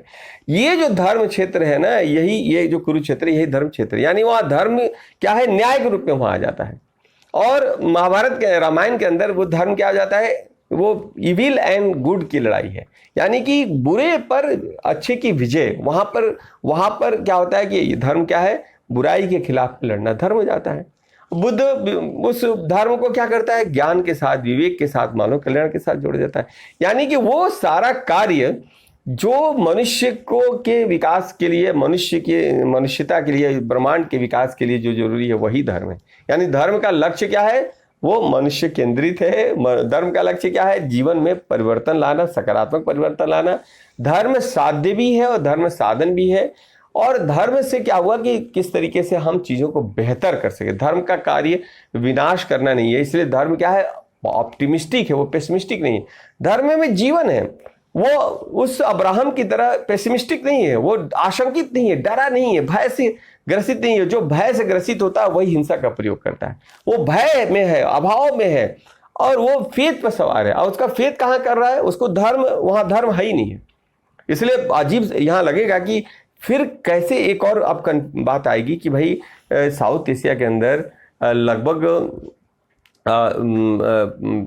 70 करोड़ पॉपुलेशन है, और उनकी माइनॉरिटीज़ की पॉपुलेशन है। अच्छा, वो अब्राहम रिलीजन के फॉलोअर है। अब इस वाली गुत्थी को कैसे समझाया जाए कि क्या धर्म का पालन नहीं कर रहे हैं? आश्चर्य होगा कि वो बेचारे, जब वो किन्हीं कारणों से वो लोग स्वीकार करते हैं पूर्वज, और यहाँ तक कि जो मैं 2 लोगों की हम बात करेंगे कि उनके पूर्वज एक पीढ़ी पहले वो भारत विश्व दृष्टि को के एक धर्म को मानने वाले थे। जैसे जिन्ना साहब के जो बाबा थे वो गुजराती ब्राह्मण थे। उसके साथ से ये अपने जो क्या नाम है, इकबाल साहब हैं, उनके बाबा स्वयं मतलब वो होते हैं। और जितने लोग हैं, अधिकतर लोग हैं, मैक्सिमम, बहुत कम लोग आए, आक्रमणकारी आए, बहुत सारे चले, जो जिनको जाना था चले गए। कितने संख्या में लोग आए होंगे। जहाँ पर ये पैदा हुआ इस्लाम सऊदी अरेबिया, वहाँ की आज पॉपुलेशन 3.5 करोड़। यहाँ 70 करोड़ का पॉपुलेशन है कि, यानी कि यहाँ पर लोगों ने अपने मत को वो समझा कि धर्म अडॉप्ट कर रहे हैं। उनको मालूम नहीं था कि वो धर्म नहीं अडॉप्ट कर रहे, वो तो मजहब या रिलीजन अडॉप्ट कर रहे हैं, वो फेथ चेंज कर रहे हैं। लेकिन फेथ चेंज किया, लेकिन उनका धर्म बदला नहीं। और यही कारण है कि पूरे साउथ एशिया के अंदर 200-300 जातियां हैं मुस्लिम्स के बीच में। और ये जातियां जो अल्पसंख्यक हैं, ईसाई हैं या अन्य, उनके अंदर भी ये जातियां हैं। जातियां समाप्त नहीं हुई है। ये प्रमाणित करता है कि आप चाहें भी कि आप इस धर्म को त्याग दें तो आप धर्म को त्याग ही नहीं सकते हैं। आप चाहें जितना भी फेथ आप अडॉप्ट करेंगे, धर्म की अपनी अपनी एक गति है, धर्म अपनी गति से चलता रहता है। तो मेरा आज ये चर्चा करने के पीछे ये कारण था। अब मैं चर्चा करने के पीछे मेरा ये कारण नहीं है कि आप वो जितने हैं लोग सब लोग खराब हैं और हम बहुत श्रेष्ठ हैं, ये गलतफहमी भी मैं आज इस वीडियो के माध्यम से नहीं देना चाहता हूँ। मेरा ये कहना है कि भाई हिंदुस्तान के अंदर या भारत विश्व दृष्टि के अंदर ये इतनी फ्लेक्सिबिलिटी थी कि वो अपनी गलतियों को, अपनी कमियों को मानकर उन्होंने एक बेहतर एक समाज के निर्माण की तरफ अग्रसर हैं, पॉजिटिव हैं, डिस्ट्रक्शन की तरफ नहीं है।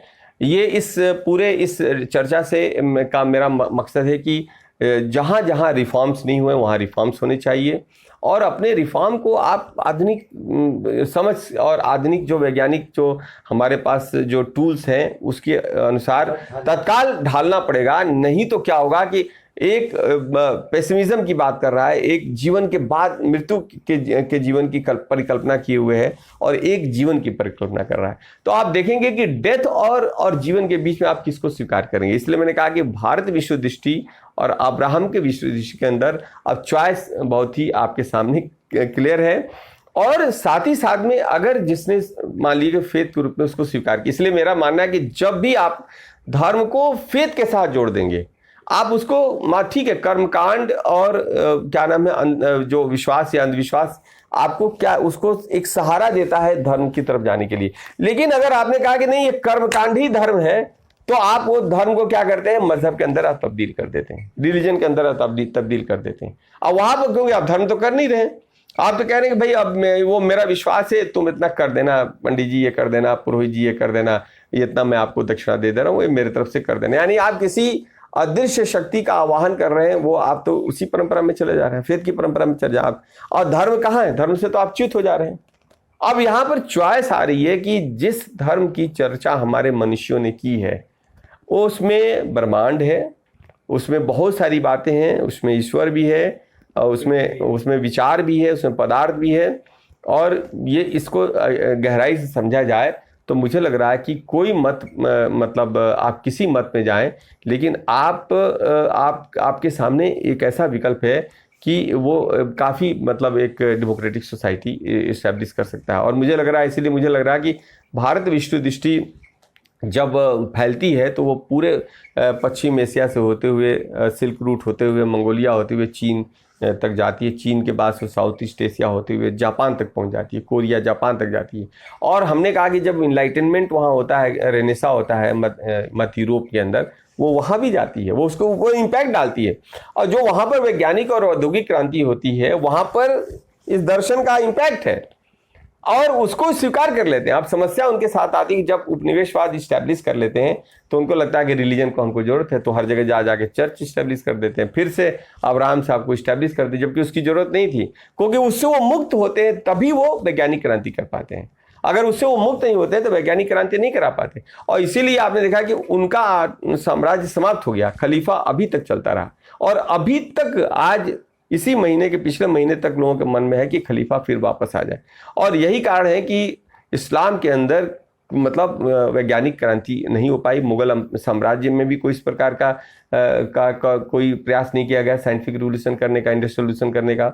और जो ऑटमन साम्राज्य था जो 3 कॉन्टिनेंट में बटा हुआ था, बहुत स्ट्रॉन्गेस्ट एंड माइटेस्ट एम्पायर था, उसके अंदर भी इन लोगों ने प्रयास नहीं किया। वहीं पर यूरोप उस गॉड से मुक्त हो जाता है, उस अब्राहम साहब से मुक्त हो जाता है और वो इतनी प्रगति कर लेता है। लेकिन आज फिर से वो वही गलती करने जा रहा है। अगर ये गलती करता है तो दुनिया को फिर विनाश से नहीं रोका जा सकता है। भारत विश्व दृष्टि एक बहुत ही सशक्त, बड़ा ही व्यवहारिक एक दृष्टि पैदा करती है।